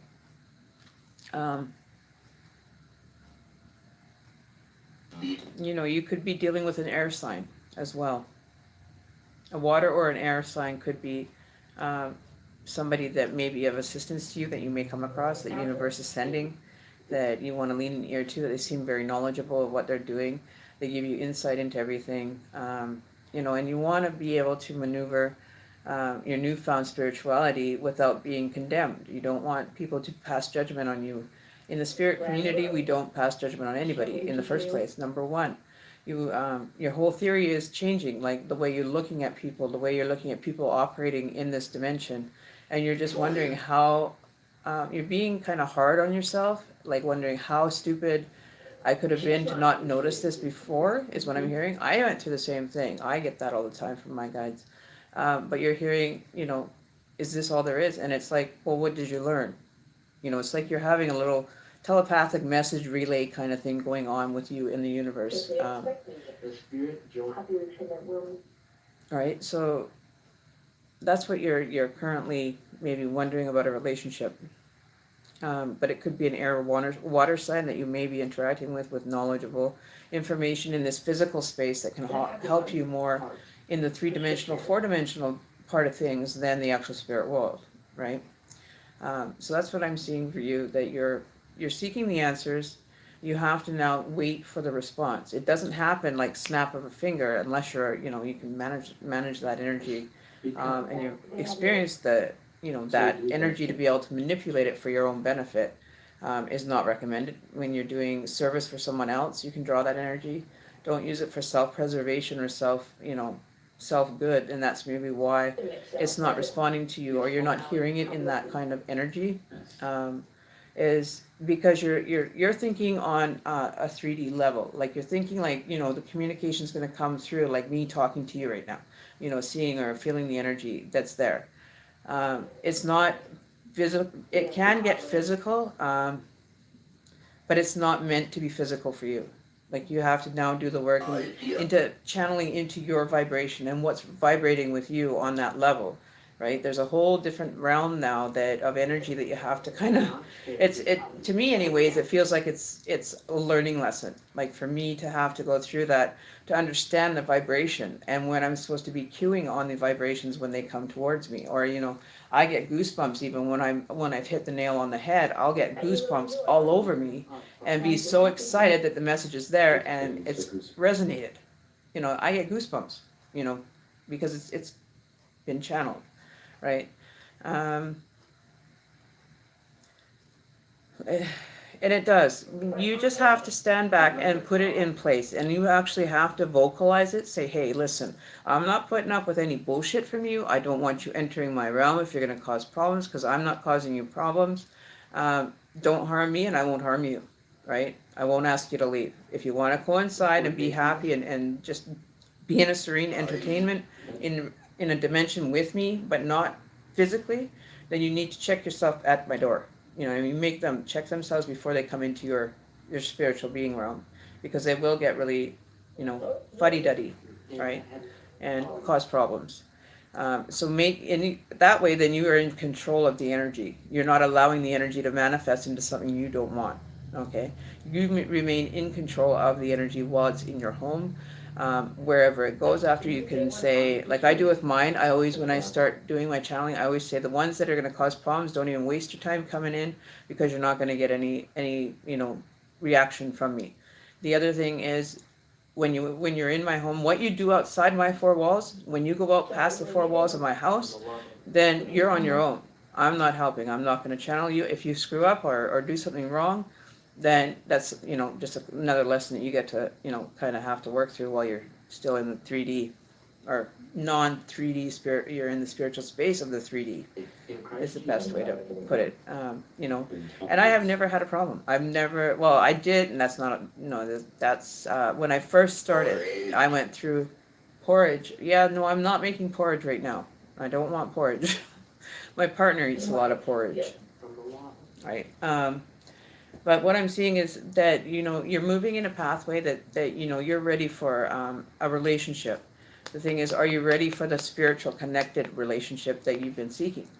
Are you ready to, if you're not, are you going to feel nervous? Are you going to feel, all these emotions? Work through them before you actually meet the person spiritually. They may be more advanced. Maybe that's why this there's a connection possibly coming in for you, is to be able to assist you and guide you.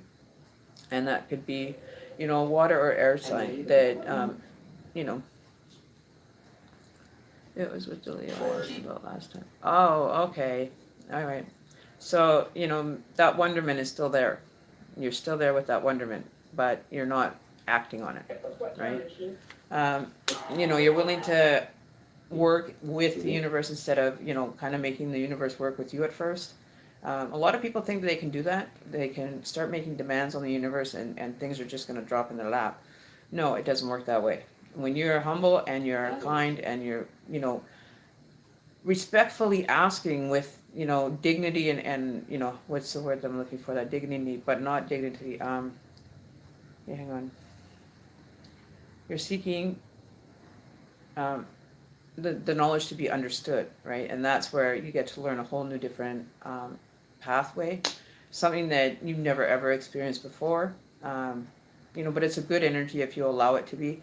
But you will end up with those little negative bumps once in a while, you know, but they don't seem as hard to get through now when you've actually channeled your energy into the new physical being. And you're more like literally over a period of a couple of years, if you want to take that long. Mine's been going for 5 years and I'm, you know, still going through changes, but not as bad, and things aren't as bad. Yeah, they're more clear.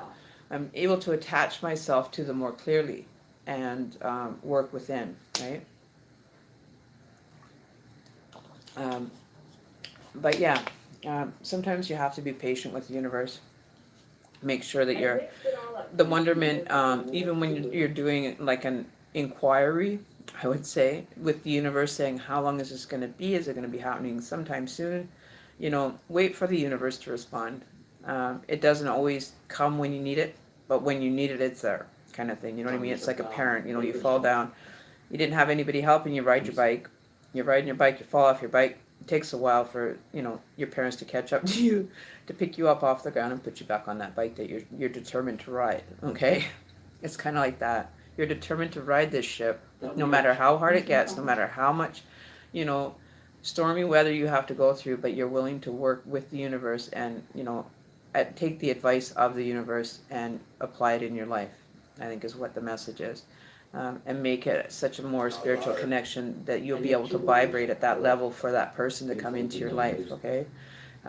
You know, so wonderment about a relationship or, you know, your own personal stuff. This could be wonderment about where you're going to go from here type energy. You know, now you're closing out the relationship. How do you, you know, kind of maneuver after being in a relationship for so long? You're kind of, you know, it's like a kick at the can again. And you're just, you know that things are changing as far as relationship work. But you're not really inviting a new relationship. You're inviting more of self-care energy, someone that, you know, can offer you guidance and spiritualness to get yourself more finer attuned to the vibration of what your spirit is vibrating at. We all vibrate differently. There's nobody that's exactly the same at any time. You know, we've all experienced different things through our awakening process, but we have not ever been on the same exact moment that somebody else has been. Like you do not, in the now moment, you're not exactly the same spiritually as the person sitting next to you. And that's where you have to disassociate from that energy and try to build your own energy field and understanding your energy that's you're growing with and creating for yourself to be a more complete person, right? So take the lines down. Don't let the lions rule, okay? Lions are, you know, protectors of strength. Leo, don't let him control you. Don't let him have, you know, access to your personal things, right? It's over, it's cut and dry, the relationship is ended out, and that's all there is to it. There's nothing that's going to make that reconnect with the energy of positivity, I don't think. It's going to be a very tumultuous relationship if you do go back. I feel that, you know, that it's not going to change. It will to get you back, and be wary of that. You'll be able to read him like the back of your hand, and you'll know when he's bullshitting and when he's actually being, you know, authentic with his feelings, right? So there you go. That's the energy that I'm feeling for you, that you're on the right path, but you need to do a little bit of self work, and understanding more now that you're on your own. Your patterns change. You have different, goals or aspirations than you did before you got into the relationship, because you grow and you grow out of those kind of ideas and stuff. But you may be seeking new, right? Something new is what you're seeking. You want something that's going to excite you. It's going to make you want to just keep moving forward, right? Just work through the emotions, heal from the relationship, all those times that he treated you bad or all the times that he treated you good, just reflect on them. And, each one of those could be a resemblance of this cup, of each one of this cups, right? There's an experience in one or two or three or four or all eight, right? So maybe those are, some ideas that are popping into your head right now of how you can do some self-care. And maybe that's what the universe wants you to do, is to really focus on yourself and not have to be on somebody else's time schedule or timeline in the sole purpose. Just wasn't there, right? He could have been on a different level of spirituality or not even started his spirituality journey. And that's where you guys found the conflict as well, but you never know. People can change. It's when you know that they're speaking authentically to you and, they're doing it with meaning and, that they're going to adhere to it, right? So, rest easy, okay? Has been also. Your call has been heard, but it's just a matter of time of finding the next right moment that you may meet someone, okay? So focus on yourself, self-love, okay? Worry about the self, repair yourself, rejuvenate yourself. Maybe, go get a fancy haircut or get your nails done or, hit a spa day. Make a spa day for yourself, You deserve to be pampered, right? You deserve it to be pampered. Let people take care of you, You've always been the person that takes care of everything else and you want a break. You deserve the break, the breaking up of two energies that weren't mingling together anymore. They were changing, so they kind of grew apart. And don't think bad of it. Like, if you grow apart, it's not such a bad thing, but you're able to be an adult and mature and say, hey, I'm kind of not leaving the relationship, but I'm leaving the existence of the relationship for the time being until, maybe it's just internal work that you guys need to do, or he's just not receptive to opening up his mind, And it's hard to be in a relationship like that. And I can be one to tell you that I was writing my partner that I have now hard, and he was telling me, how do you experience this, Karen? He's watched me transition. He's like, you look different, you're happier, you enjoy life, there's nothing stopping you, you just are fearless. And I'm like, this is 5 years of work that I've had to do to myself and heal from some of the really tumultuous times when I was younger, right? So, time to get your booty or your goddess booty on the floor. Shake up a storm, right? Enjoy your life. Be experiencing new things and having zest and boom, those, like those little rocket launch or those seed launcher they have at like the carnivals that, rocket shoot you like how far into, it just launches you. It's launch pad or something, I think it's called. But it's always at the peony or, festivals, carnivals and stuff where they're in two little bucket seats and they pull this big along shot put kind of elastic band that's holding on to these two little chairs. You get inside and they just launch you and you just go pew! And you're you go for that little that's what I think it's like, right? For it is not crushed soybeans. Crushed soybeans. I don't eat soybeans, you guys. That's not healthy for me. I have no interest. So is anybody going to give a long sentence today? We're going back to these guys. Have not the Recruiting jobs for How do you label your spirituality gifts? How do I label them? I don't really give them a label because I'm drawing on all the energy that is required for me. I can't just, like a genie, put it all in little bottles and keep it all, separate. It all works together. It depends on where I'm pulling from as far as like things happen and don't know what's going on sometimes. Well, that's a whole different different question. How would I manifest them, or how do I understand them to be as what they are? I think is what you're asking, right? You're asking how things are the way they are. Okay, that I can answer. When I took it seriously, first off, it's very seriously, and to do it with full intent of, for change. And you put a lot into it, like energy-wise. I started manifesting, and I was told by my partner, he was also doing this, and he was just having it happen, was if you're vocal to the universe, it will actually vibrate you something in return. He could manifest, he would be like thinking about, oh, we need a new dishwasher, okay?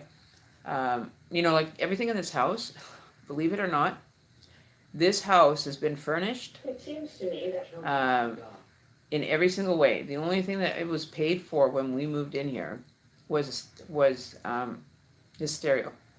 Everything else has come through manifestation. Everything in my house has come from manifesting.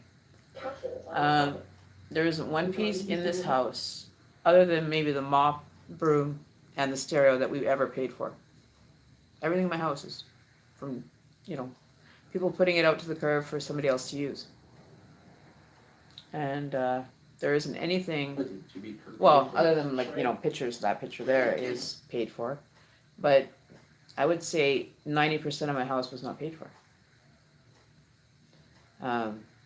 I let go of trust and allow him to do whatever it is he does, however he does it, but it manifests into something that we need. My whole house. Oh, and the clock. The clock was paid for. Everything, well, other than my dream catcher stuff, but up until a year ago, everything in my house has come from donation of people. And it's been gracious, right? Yeah, it's really cool. He manifests, and within days he'll have something pop up, or something will pop out, and I don't know. He's got it down to an art. He doesn't even understand it, but he understands that he has to be very vocal with the universe. And it, sure enough, he can mention something today that he wants, or somebody needs something that he's corresponded with, or been sitting around talking and just shooting the shit, and the person could say to him, oh, I could use a new pair of runners or something. Next thing you know, 2 days later, he's riding past a house with a brand new pair of Nikes sitting out in front of it. You know what I mean? Like at the curb. And, his mom asked for them, and she had asked for these other kind of suede looking with the wide strap on them. And they're like, I can't remember what they call them. But a lot of new age people wear the sandals, and they're like, suede or something, on the buckle in the front. And they kind of got like a dip around the edging. I don't know what you call them. They're sandals. And she had said to me, she said, I think those little sandals over there are cute. I wish I had a pair of those. You know what? 4 days later, we went past a house, and there was a brand new set of these sandals on the ground. I got a pair of Nikes from the same place. And it was just put out to the curb. Believe that? So if you want to manifest, be aware of what you're manifesting on, and it can be thrown at you any such time, place, or it will end up showing up at the weirdest time, at the weirdest place, that you least expect to see this thing, or whatever you're manifesting, and that's it, right? But yeah, no, I have a big wardrobe. I don't know if you can see it. You can see the corner of it in my bedroom. That was a chore and a half to bring through. And this is stuff that people are putting outside their homes. And we happen to, roll on by on our bikes. And next thing you know, it's like, bam, right there. With a big beacon, like, free. I don't take advantage of it, but it's helped me in so many different ways. Like, I needed new dishes. Ended up, growing out of the other ones, or they would get broken, so you're only left with like 2 or 3 of them. Yeah. So I'd request from the universe, like a new set of dishes, please. Next thing you know, John's running by a house, and what's there? A box of 20-piece setting of dishes, cups, saucers, plates, dessert plates, just sitting there in a box. How do you explain that? Can't. Manifesting, a carpet, and we ended up with 2 of them. My beds have those big mink you know those mink blankets that you can buy like from like the side road kind of cellar there, and they're mink blankets, and they're really warm and they're thick, right? Well, we have two of those that were left in a suitcase in an alley up the street. Came home, washed them. They're brand new, just out of the packaging. You know, this couch that I have, it's a huge sectional, and somebody put it outside. I've got a nice, huge sectional leather couch for free. And this is what I mean. Shit like this happens. Believe it or not, it's like, whew, you know, I've been blessed by God for, you know, having a partner that knows how to do this. And the thing is, the other part of him was he ended up having a black mass come down into a curtain at his mom's house. A black mass just creeped right down the wall of their house.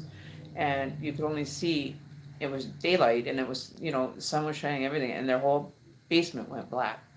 Blocked out the sun and everything, and the whole basement shut. You couldn't even see each other. You couldn't see his mom sitting right next to him in the dark. That was how black it got.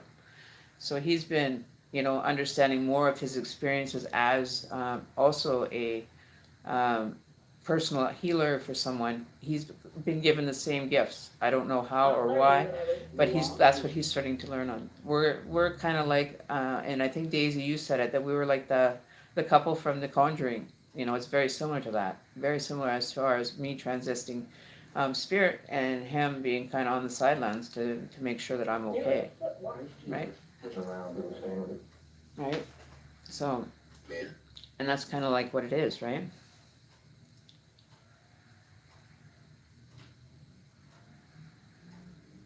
Yeah, see, it's fun though. You gotta think of it as fun. Like, you know, it's like going on what do you call those little scavenger hunt for your gifts that are going to be blessed to you, and it's like a scavenger hunt, and that's the best way I can explain it, right? Yeah, Ed Warren and Lorraine. I feel like I'm Lorraine and he's Ed Warren. He keeps the logical end of things to keep me, you know, if he's getting a vibration on me. Why is this other one going so slow? If he's getting a vibration on me in regards to me doing meditation or spiritual work, he's now getting in tune to his connection to me, like the soul connection that me and him have had for a few karmic lives. And I knew that. I just ended up finding that out, like, I don't know, it was about 2.5 years ago when I was actually going to leave him because I didn't want any part of it. I didn't want him in my life. I didn't want nothing in my life. I basically packed my bag with my clothes that I wanted and was ready to walk out the door. Until he sat down and he said, no, I understand, blah, blah, blah, blah. I did my homework. I was looking into this stuff. And this is what I found. And I'm like, oh, wow. You know, so it was like we were helping each other create that connection even better and more securely between the two of us, right? You know, he's never been able to understand it yet. He doesn't want to understand it, though. He does not want to have the spirit manifesting for him. He'll dabble with them and he'll talk with them every so often when he's, you know, needing to get answers. They'll even answer questions for you, you know, to guide you. And they're doing it with best intention, right? Even if it's, you know, information that you don't want to listen to and it's a little bit right to the core of you, and let's get our point across, and now we're going to get our point across now with you. And you better pay attention because they don't like to waste time either. They don't like to repeat themselves, you know, just like you don't. You don't want somebody asking you why and then you're repeating yourself over and over again like a broken record. Nobody likes that, right? So they get the same way. If you're not paying attention, move on to the next lesson. Forget it. You know what I mean? It's like taking your driver's test and you're taking your learners and you're asked all these questions before you get your license, you know, and if you're not paying attention and you lose the question or you just totally skip it, you know, you... What? Nightmare. Nightmare. Oh, yeah, and about nightmares, you have control of those too. Yeah, be strong in your nightmares. Don't let the nightmare take control of you. You control the nightmare. Always remember that when you're in a state of a nightmare mode while you're sleeping, look around you and see what is tangible there. Because you always, when you go to sleep, you make a request that if you are in a state of distress, that you want something tangible there to help you know that this is a dream, not to get too caught into the flow of that dream, right? And also ask your guides to reveal themselves if they can help you in a nightmare, if you end up experiencing a nightmare. Once a week. I don't experience nightmares anymore because I am, there's so many people around. But I don't even experience nightmares. I don't even dream hardly evermore. I get like little whiffs of a dream and it's over, right? So when you're dealing with bedtime, pre-sleep, I guess you would call it, pre-sleep rituals, have a glass of water near your bed. That's a native thing that spirits can't cross water. So put a glass of water at the head of your bed beside you. Doesn't matter what side, left, right, whatever. You can also sprinkle salt underneath your sheets for protection. So that you're protected with the salt and it doesn't allow spirit to cross. The other thing is light a white candle, let it burn out, and ask for protection from your higher source or your angelic beings to watch over you for the night. And you can ask these things, and you'll be shocked as to how real they become for you in that dream. What a tale. So, what else is there? And yeah, just light a white candle because that's the purest candle form. And if you want, light an incense. I've done that where it got really intense for me, where I lit incense and went to sleep. Right? So the incense of sandalwood is good for spirit communication. And you always put your intentions the right way that you want to receive them, and be very specific. Because if your nightmare becomes uncontrollable, you need to have a way to get out, like a way to release from that nightmare, so it doesn't, be drawing energy through here, right? So those are just a few things you might want to try. Those are just suggestions for me to be able to deal with, the nightmare bill. Here's my girl. So yeah, what else is there that I can say?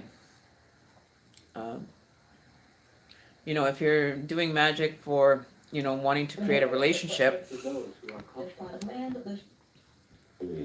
on, I'm gonna close that. It's driving me nuts. If you're experiencing them more often, maybe it's time to do some meditation and clear out the energy.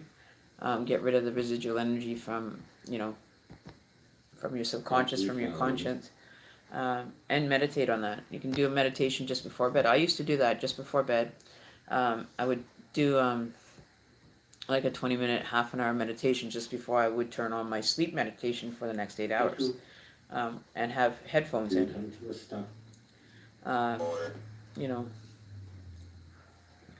Okay, Simpray, is there any way that I can ask my guides to help me through my dreams? Yes, you can. You can ask them to come into your dream, give you direction. They may even reveal themselves in a physical being during that dream. Hey, Ashley, how you doing? You can ask them to reveal themselves. Ask them that if you are in that dream state too, you can ask while you're in that dream session. When you're actually in the dream state, you can request them to come through as a person, place, or thing, right? And it's going to resonate with you to know that that's what it is, okay? It's going to tell you, it's going to show you, it's going to vibrate you to know that it's okay.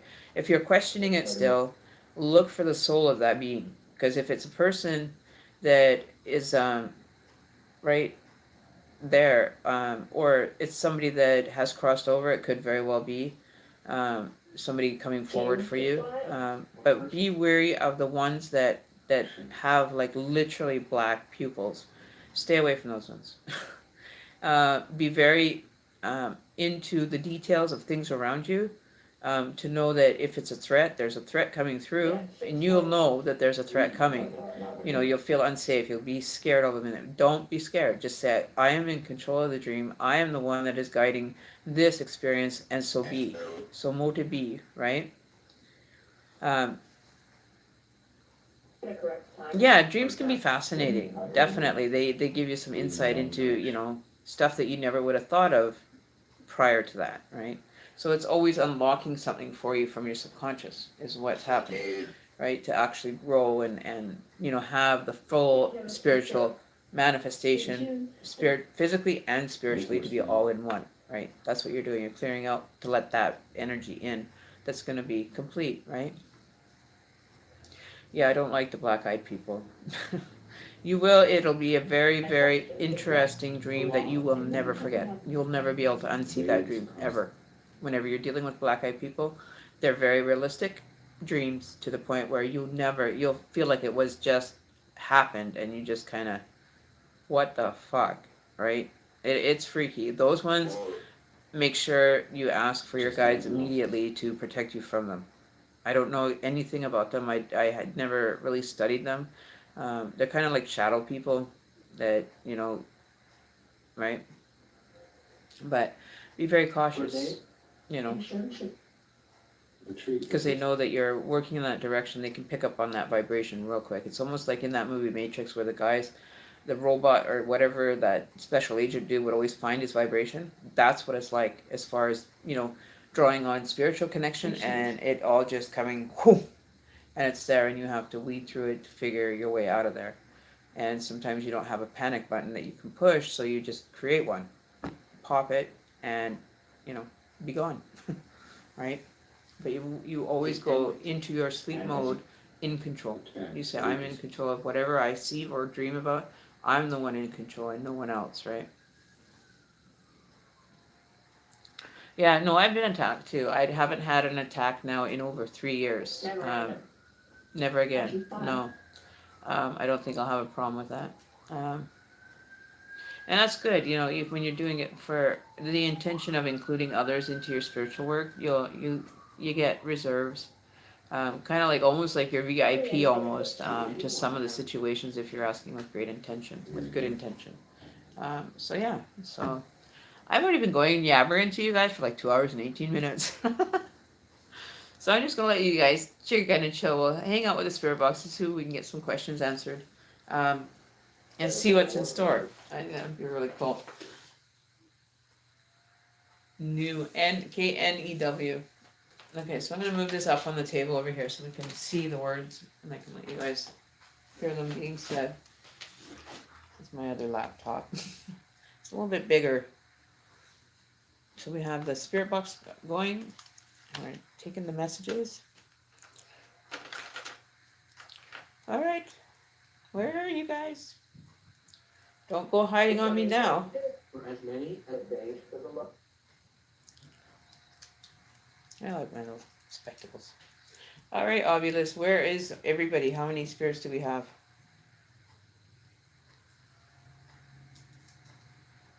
Get recipe for me. The triangle. So the Father, Jesus Christ, and the Holy Ghost. Is that what we're talking about? The spiritual triangle? Indeed, I don't know how. Bears witness. Bears witness. I know it does. So what do you guys have in store for us today? Any messages?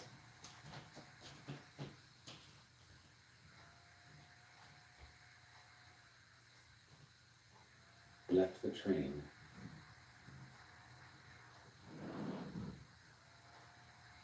Who's going to come through for us today? Proper being a system. Issues are temporary.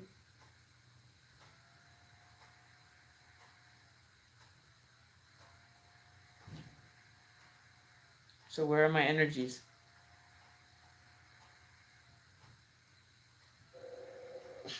From the The road should be behind.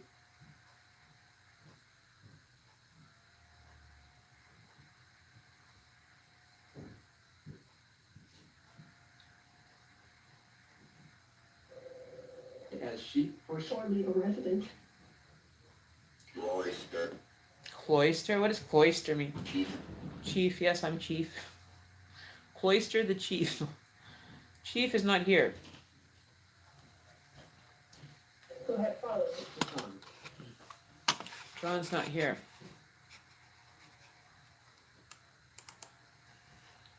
Anybody know what cloister means?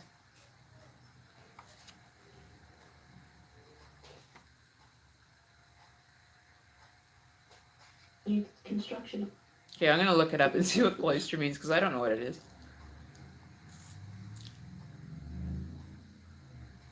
Okay, I didn't quite see. I'm opening up my other window on my other computer because it actually keeps better time. Wait.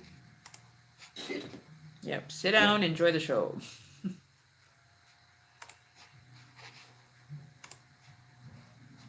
Oh, now we got the neighbor's gonna get all cranking the tunes in the background. So. Survey maps.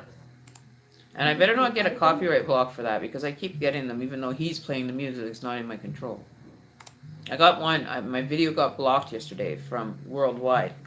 It blocked the whole video. All because I had those 3 songs playing in the background. And it was on the radio.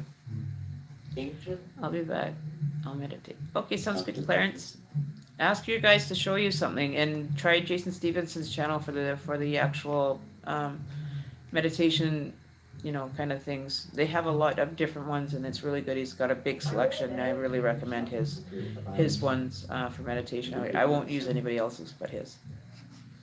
Personally, I don't like using anything that's not, attained properly. I always get a vibration of what's good and what's bad. Like I hate scrolling through readings because I always end up with the ones that need to be like verified and it's like the information is like from a black magic kind of point of view and I don't like that. I don't like people, causing problems, more drama into somebody else's life, like creating this twin flame stuff and how people are leaving relationships and then going back. Like, what is the point? You just want to break up the relationship so they can have a better connection, but what if they don't want to break up? You can't force that breakup.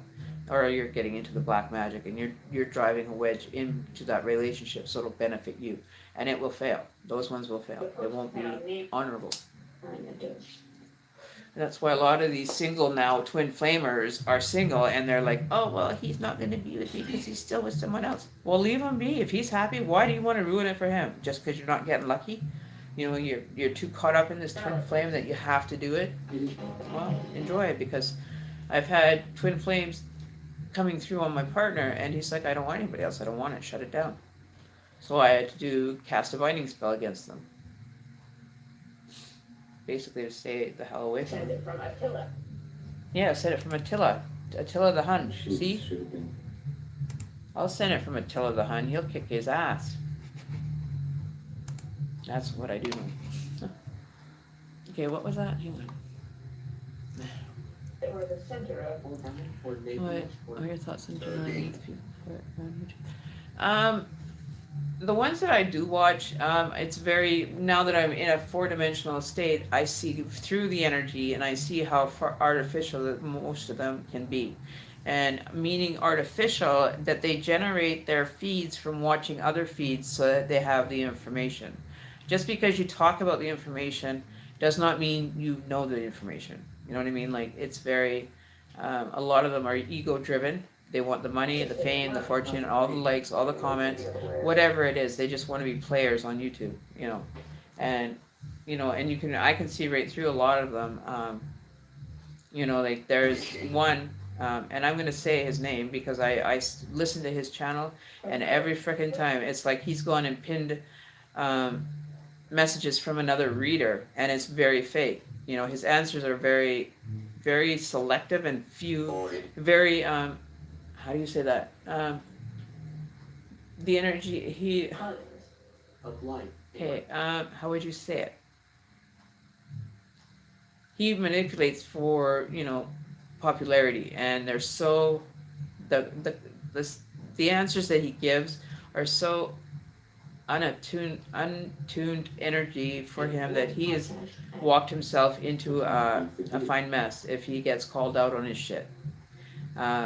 Which he talks real fast. He doesn't, thinks he's an ego and he's got, all this fan page and everything, but, will be very, very vague. That's the word I was looking for. He'll be vague on his answers and explanations. Doesn't offer you any guidance, but reads from a card that, you can't read a certain way, right? And I'm sorry, I see right through it, right? Lovely baby, you may know who there's one that, I give him credit where when credit's due, but when you're coming with that fake energy that you're doing a favor for somebody else, and that fake energy is felt, I'm sorry, I can't endorse another person, so I'll hit the non-like button. I admit to it. you know, if it's not resonating or it's causing conflict with spirituality in a whole, then I'll give the thumbs down. I'm not scared to. And it's CMT. If you know the initials CMT, yeah. So I don't agree with his style. I think he's you know, kind of copywriting other people's information for his own benefit, and is kind of filled it with that false presence of knowledge. You know, there's nothing. If you get in depth with him, he won't have answers for you. He won't. He doesn't do personal readings at all. Won't touch them, and he won't. He refuses. You know, he's only there to chit chat and have a good time and take people's money. Personally, that's the way I look at it, and that's how I always look at it. Right? You know, he's taking money from people, and you know, I can ramble off some reading that doesn't even resonate. None of the ones even are even close. Like, at least when you get a reading and you're on a YouTube channel, it's weird how, you know, I can do a video and then the other person that I've connected with too does a video, and it's like, what the hell? How did that, you know, I just made that video and they're on the same point too. You know, but there's no possible way the two could have been even looked at, right? But what I was experiencing from my side was also tuning into her, but I wasn't tuned into her. We were just tuned in to the messages at the same time on two different wavelengths, right? Those are the ones that I authentically know that that you are receiving an authentic one, right? The ones that are very vague on their answers and give you a real quick, like, blah, blah, blah, blah, blah, so you're not paying attention to see if they can pull the wool over your eyes. And that's the way I see it. I'm sorry, I will not... I just can't correlate with somebody that, you know, only does generalized reading, but sits and talks to his peeps more than he does readings, right? CMT, yeah, that's the name of the channel. It's short form. It's Cancer Moon Tarots, and that's, you know, go listen to him. It's artificial. It's not. What do I reckon? I think he should be channeled down a bit, because he's not giving the information as it's being given. There's no way that spiritual information that he learned was learned. I think it was just taking away from somebody else's, right? You know, so that's the way I see it. He thinks that he's like an auctioneer and thinks he's got it all on lock, you know, but I don't even understand how these people can actually live with that, you know, or how he even lives with the concept of his information. He spends more time having live chats with people than doing the actual personal readings. I do personal readings because that's what I'm here for. I provide that. That's my my way of doing things. I do mine live, 100%. Spot on, right? I don't stop. I don't, you know, so I'm not here. Yeah, it's not in detail. Western astrology is way different than the place that you should go and try. And, you know, I was thinking about getting into doing this as well, but there's a website that I would recommend if you want numerology done and find like a, you know, an actual real spelt out kind of birth chart, numerology, spiritual matchings, stuff like that. Try to go to astrosage.com, and it's ASTRAL, or Astro Sage is what it's called.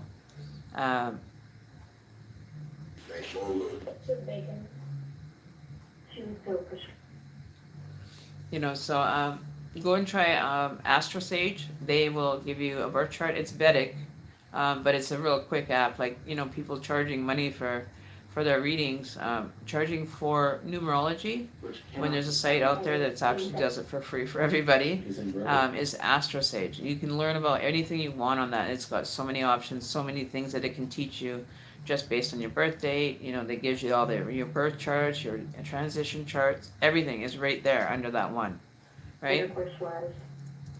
So, you know, I just don't find any need to you know, be listening to somebody, and it just rubs me the wrong way halfway through, because it's like, yeah, he guesstimated, right? I don't feel that it was authentic.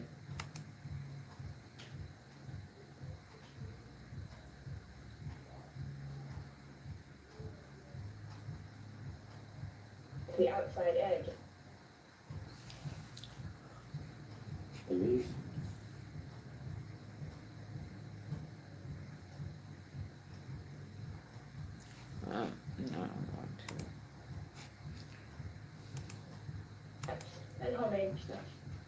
So, you know, I base my knowledge on experiencing it, right? I've gone and experienced it for myself, and I can, you know, attest to it being a reality.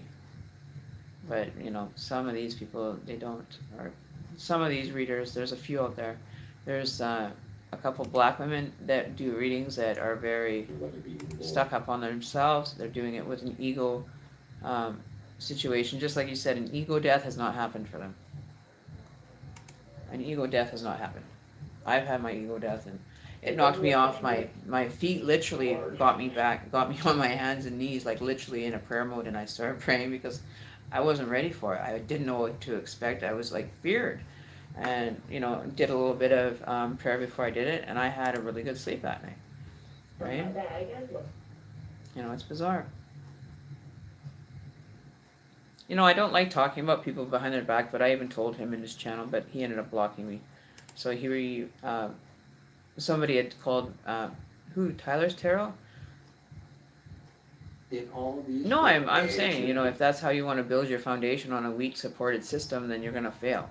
You're going to fall and have an experience of falling out, right? If you're not building it on a new foundation of structure that, you know, you're balancing that Jenga tower to build that Jenga tower to be able to take pieces out until you make it the tallest building in the world. With structure, though. You have structure when you start from the bottom and work all the way up instead of starting at the top and working your way down. You know what I mean? Like, it just doesn't make sense to me why people can do like that. You know? It just doesn't work. You know, it's not giving people an answer, but it's giving them one question will get one part of the answer, and it won't be able to be in depth or given some depth to it. There's no depth to the questions or answers, right? People want authentic information. If you're going to give it, then give it, and make sure you have the stories or the energy experiences to back what you know, right? If you're not practicing what you're preaching, then don't practice. You know, it's like, who does readings for the reader? I don't know. People want authentic. You know, see, everybody wants authentic information. Did you hear that? If you're gonna give it, then give it. Make sure you have that's me. Or the energy. That was me. Did you hear that? See, I punked myself again. Me? God damn it. I pranked myself.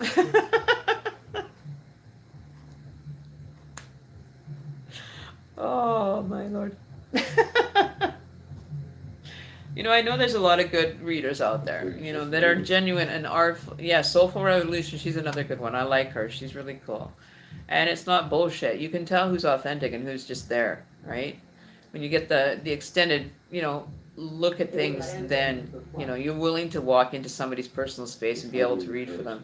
If you're not reading for a personal person, you're not solidly confident in your own gifts. You haven't done the work, and that's what I get from CMT. He doesn't do that personal work to understand what he's talking about, and so that's why he doesn't do the personal readings, because he'll be off, and it'll be revealed for what it's worth, right? So, you know, that's what I mean. The authentic ones that are genuine, that actually are saying the truth and living the experience, not just taking it because I'm a young fool and I broke up with my girlfriend to read tarot cards. It doesn't work that way. It's not just given to you like that. Without experience. You know what I mean? You know. There are some really good ones, and I give credit to a lot of them so far that I've come across. Even the new people that are starting out now too, right? They're doing it quite honorably and dignity. You know, they're keeping their integrity intact. Whereas CMT, I think, is going to end up one day. He's going to get called out on his information, and it's going to open a big bag of whoop ass. And you know, I tried to warn him before, but he blocked me and saying, you don't know what you're talking about. So, I do the personal readings. I get right in tune with people and I read them, and that's when I know that my shit is real.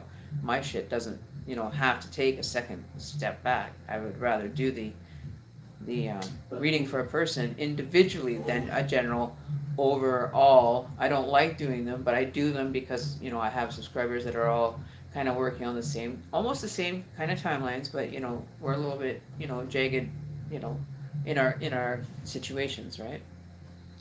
So Reach the fields on the other.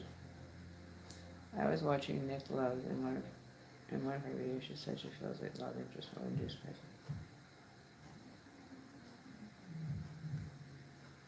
And too well. Oh wow! Accusation again. In supporter? I've never heard of Nick Loves, but I'll check it out.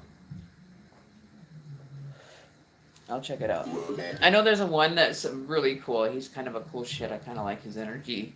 He's kind of got the southern kind of talk, like he's from Texas or somewhere. He's got that, you know, that drawl. Sounds like he's like from South Carolina or something, somewhere southern, you know, where they have that really cool cowboy accent. I don't remember his name, but he's hot too. Subject to damage. He's cute. On purpose. Don't let my partner hear that. Don't let my partner hear that one.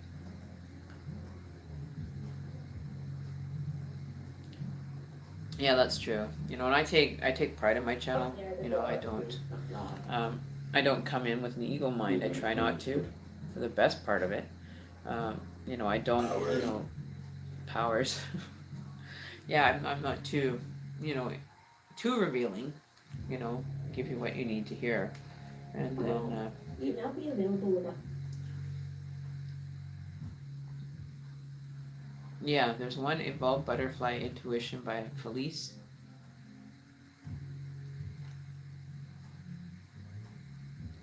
Very quick. Use the option. Always seem to him. Right, so yeah, more listening to him. It just, you know, like now they're my channels are connecting now. That's why I separate myself from the chat for a minute. But even the Ours. but yeah, it's a rich what loop lop? What is a lop? We're blind. Makes interest. Oh, that's the guy's name. Oh, sorry. Oh, he's cute, I must say. I would watch him just to watch him. I would just like put it on just to watch him move. It's perfect. Eye candy, hell yeah. Hell candy. I can have all the eye candy I want, so long as I don't take a lick of the lollipop. No licking, no lollipops, okay? No lollipop, people. No lollipops for you either. Let's do this. We don't do lollipops. But we like lollipops. Oh, damn. This is national. This is public information now, you guys.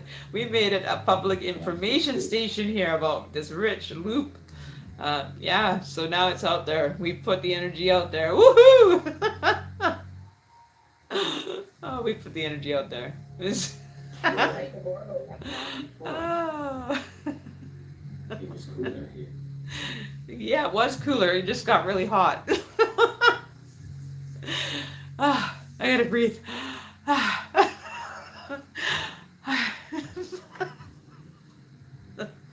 In school. Oh shit! Did we? You... You're justified. Toby should. Yes.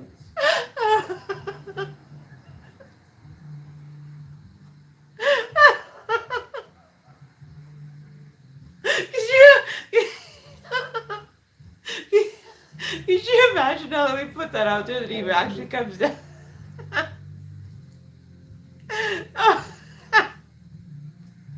No.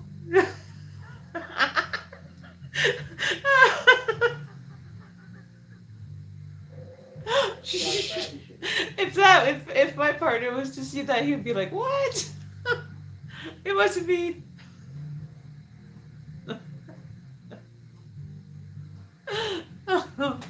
Oh, you guys are too funny. Carriage will await me. The carriage will await me, it said. Oh my god, what are we gonna get, like, spiritually married? Ah! The carriage is waiting. You guys aren't helping. You guys really aren't helping. Nor height. Just cute. Jokes. Yeah, jokes on you. Oh, Lord. Could you imagine?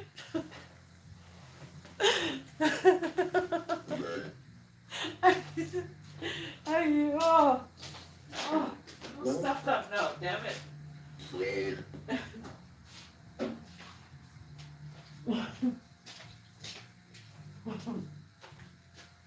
You guys are too funny.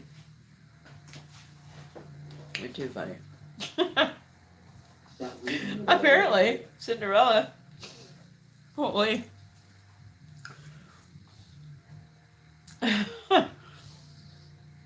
The carriage waits. Where am I going to go in the carriage?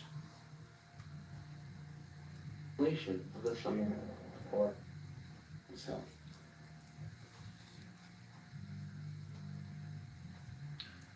Yeah, I gotta dye my hair blonde.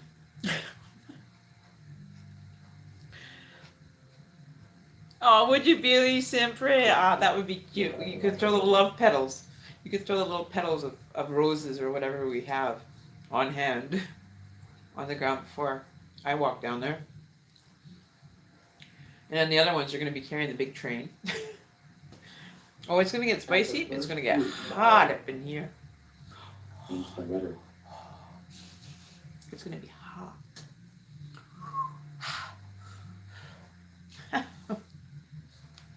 Not even a coffee can get you that warm. We also. I love being a woman. Everything. Nobody knows when you're actually just like.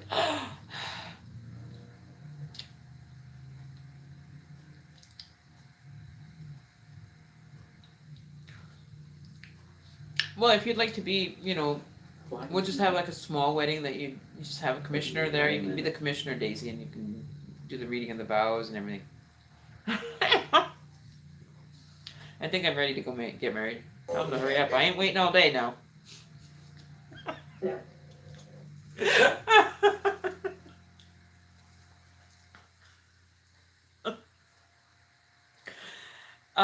We'll just use spiritual rings. Hang on, wait. I got a ring. We're starting here because Spirit of him. Is this big enough? Become healed. Is that big enough of a ring? I can fit myself in it. Let's see if I can climb through it. Addison. Oh, look at that. I can wear it around my chest. it's roll. I can wear it around my lower half and then put a chastity belt on that. But it fits. It fits. This ring fits. No, that's funny. Will live. I'm trying to plan my own wedding, let alone a three-dimensional wedding. Both people can fit. Might be a little tight, but we'll give it a shot. We'll be tied at the hip then. I don't want that. No tying to the hip. So yeah, so how long have we been going now? 2, almost 3. Okay, we'll do it for another 15 minutes, guys, and then I'm gonna head off because I gotta make something to eat for my baby. Gotta make some dinner. I didn't get dinner started early today. So do a few more minutes and then and if anybody sees Rich, shh, mum's the word. No drama. No drama, mamas. Huh?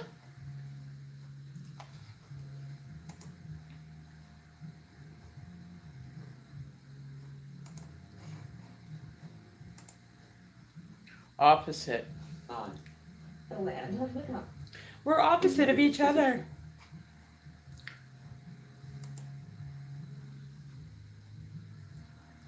So yeah, so it's been fun. Had a good evening tonight. That was really kind of fun, you guys, to hang out. Awkwardly open.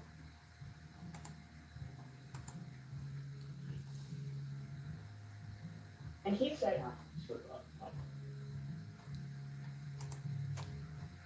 So yeah, so we're gonna call it an evening. Say goodnight to my energies.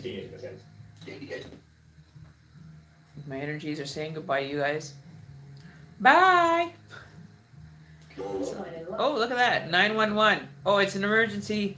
911. Anybody gonna answer the emergency call? Yeah. No, I'm gonna head off, you guys. I got some things I gotta get done. Like dinner. So yeah, so just my personal views as far as CMT. That's my personal view. All right, so he doesn't really spend much time on finding out what his reviews are like. So that was just kind of a review on a fellow reader, even if they don't like it. But hey, Does he often mention it? Instinct. yes, he does it often. Almost every time he gets on chat with his peeps, I answered. then you'll see it for yourself. There's no connection there. He's not connecting spiritually with the people that he's helping. He's not spiritually understanding that connection. Okay, tonight. How many times did you say Emmy? Lol. What? 2. The cross because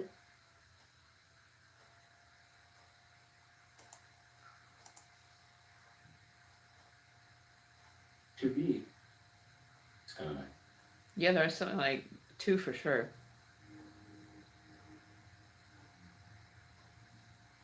Because. I can't remember. I forgot too. I never keep my information when it's dealing with other people's private or personal things. I don't file it away because it's not my information to keep.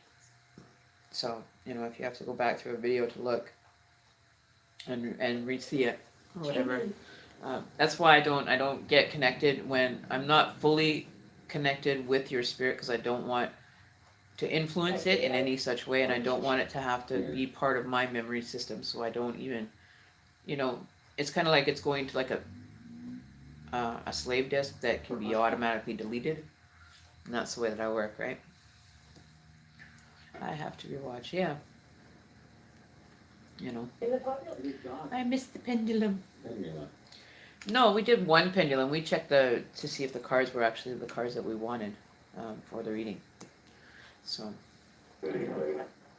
let people, and I know that comment or that information as far as whatever person that I spoke of is just my personal outtake on it. But yeah, so Taking a shot.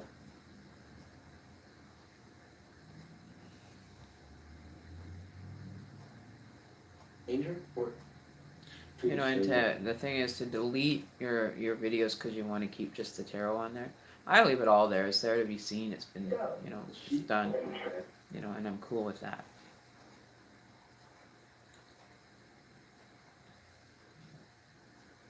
Not know what it-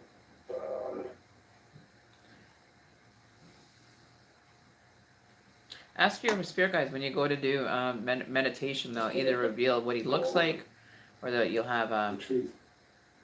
the view of possibly the person, or it might show you letters. Meditate on it and see what is connecting with you, right? See what spirit has in store for you, right? As far as names, I don't like getting too entangled in somebody's personal thing. Decorating. Well, how do you even, okay, you want to know what his name is, but you don't even know how to connect to him yet. Or made a connection in such ways that you probably know who it is, you have a good idea of what kind of energy that person has, and it's up to you to go out and look for that energy. Go and gather your energies, interact with people. You're not going to just sit down and expect that your whole spiritual journey is going to be done by someone else or being done by the universe. You have to do some legwork for the universe to be able to help as well. They're not just going to hand it to you on a silver platter. You got to work for it. It's like, that's your bonus. That's what you're going to get when you're actually doing your work and not relying so much on others to do it for you, right? You have to do some of the legwork too.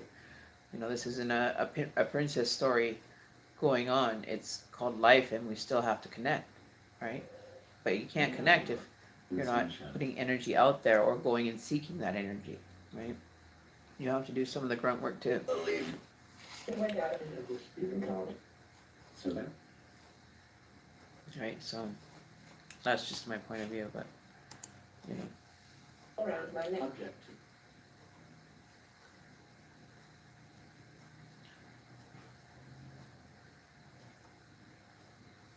But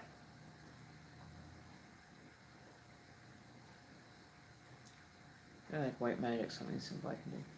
Hang on, let me see if I can Google that for you. Flash. first. If you want to go do dabble in magic, have at her. Just make sure you know what you're opening it up, what you're opening up as far as that. You know, you can do light a red candle and incense and have a piece of paper that's not written on, saying that you don't know the name of the lover that you want to connect with, but can you send this to the universe? And you light that candle for 7 days.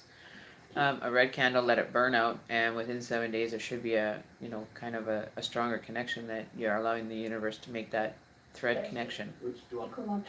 So do that for a week. Burn your candles. Say you want to know who your love interest is and who that you would best be connecting with, or whatever you want to say to the universe for it to resonate with you. You can do it that way. That's about the easiest, most safest way to do it. You're not intruding on somebody else's personal space and making a demand that you have that person given to you. If they're in a relationship, would you want to be breaking up that relationship just to satisfy your own needs? You know, there's a lot involved, and when you're dealing with trying to find a partner, to be aware that what if this person's in a relationship? Is your vibration going to fuck that relationship up just so you can have him? No, it doesn't work that way. It's not going to work if you meddle in other people's personal affairs. And that means in their energy fields, whatever, unless you have permission to. But you can send out an energy link to a person and if you put it specific in your actual situation, you say immediately when you light that candle, I am not looking for someone that's in a current relationship. I'm looking for a single connection that I can interact with. You don't want the ones that already have other halves. And that's, the safest thing to do. Right. And light a red candle, one new red candle every night. Say whatever mantra you want to say to bring this into you. Be very detailed when you're requesting it. Maybe sit down before you do start doing the mantra for somebody to come into your life. Sit down and pros and cons of somebody that would be your best desirable being, that would complement you in spirituality, in physical, that's balanced. It's, very detailed. Make sure they're not an alcoholic or a drug user or, situations that are negative impacting a relationship. You want to have good vibrations. You want to have a person that's happy, that's somebody that's stable, that somebody is not materialistic, that enjoys having, time together, is not overworked, is not too busy in his work to be make you part of their life. Detailed, very detailed. When you start pulling in your twin or your spiritual soul connection, you have to be detailed. That's how I did mine when I requested mine, and he showed up. And there was a light, literally a light above his head. He was standing and leaning against the wall looking like James Dean. After I came out of school one night, I saw him sitting by this, where everybody kind of hangs out after class is over. And I saw him there, and he was like, just sitting there, just there. We've been together now 5 years. He was single at the time, though. I was single at the time. Right, so that's what you want to focus on. Don't go and wreck a relationship. Because wrecking someone's relationship just to satisfy yourself is not going to be maybe the best interest, right? So don't go wrecking relationships just to be satisfied, okay? Find a different way to satisfy the hunger of your twin flame, because you can make connections with anybody you want if you want to manifest it, but the details matter. That'll single, And he heard. a single direction or whatever to your attuned energy, right? So I'm going to say that with further ado, guys, I'm going to head off. 30. Duration. I'm ready to call it a day, and I hope that you guys have had an enjoyable session today. I'll leave it up for you guys maybe to look To the end. 11. Patricia. 11. Yes, I'm a master number 11, I know. That's my master. I'm a master number, by the way. If that helps any of you to understand the spirituality levels that I will go to make sure that my information is correct. Right? So, yes, I'm still working myself at doing it. It doesn't stop just because I know how to do one thing and connect that way. I'm always growing myself, not sitting there just, levitating. Yeah, vibrating to the point where you feel like you're levitated off your bed. Shall we get Bad. So yeah, so I'll let the spirit box kind of go for a little bit longer. I'm just gonna grab a quick nibble.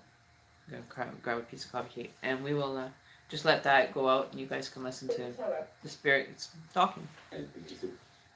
Oh, no problem. You have a wonderful evening too, Simprate. It's been a blast, you guys. I love you all. Thanks for your donation from Lovely Baby.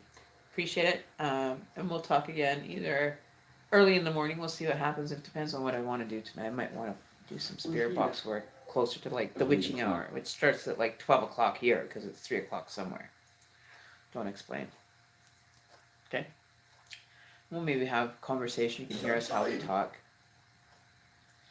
How we interact with the spirit box, and it'll be just kind of like a general situation. I won't be doing readings or anything while I'm playing with it. I will be doing actual questions, asking questions, and everything, and see what the spirit box gives to me. Yeah, so for love, we want to find out the positive experiences for people. So we try to keep it cool. Right. So it's been another blessed day. And my hair is just a mess. But I learned how to curl it with my flat iron, so I was kind of stoked about that, dudes. I was really stoked that I got a nice curl out of it with my flat iron. I can't do this side. This side won't curl. It's like flat. So it's like the good with the bad and, the pretty with the, just basic. This is complicated over here. This is miscomplicated and this one is simple. No, I'm kidding. Anyways, it's been a good night, guys, and I love you, and we'll see you again next time on Oracle Time with Amy. Oracle Time with Amy is now concluded.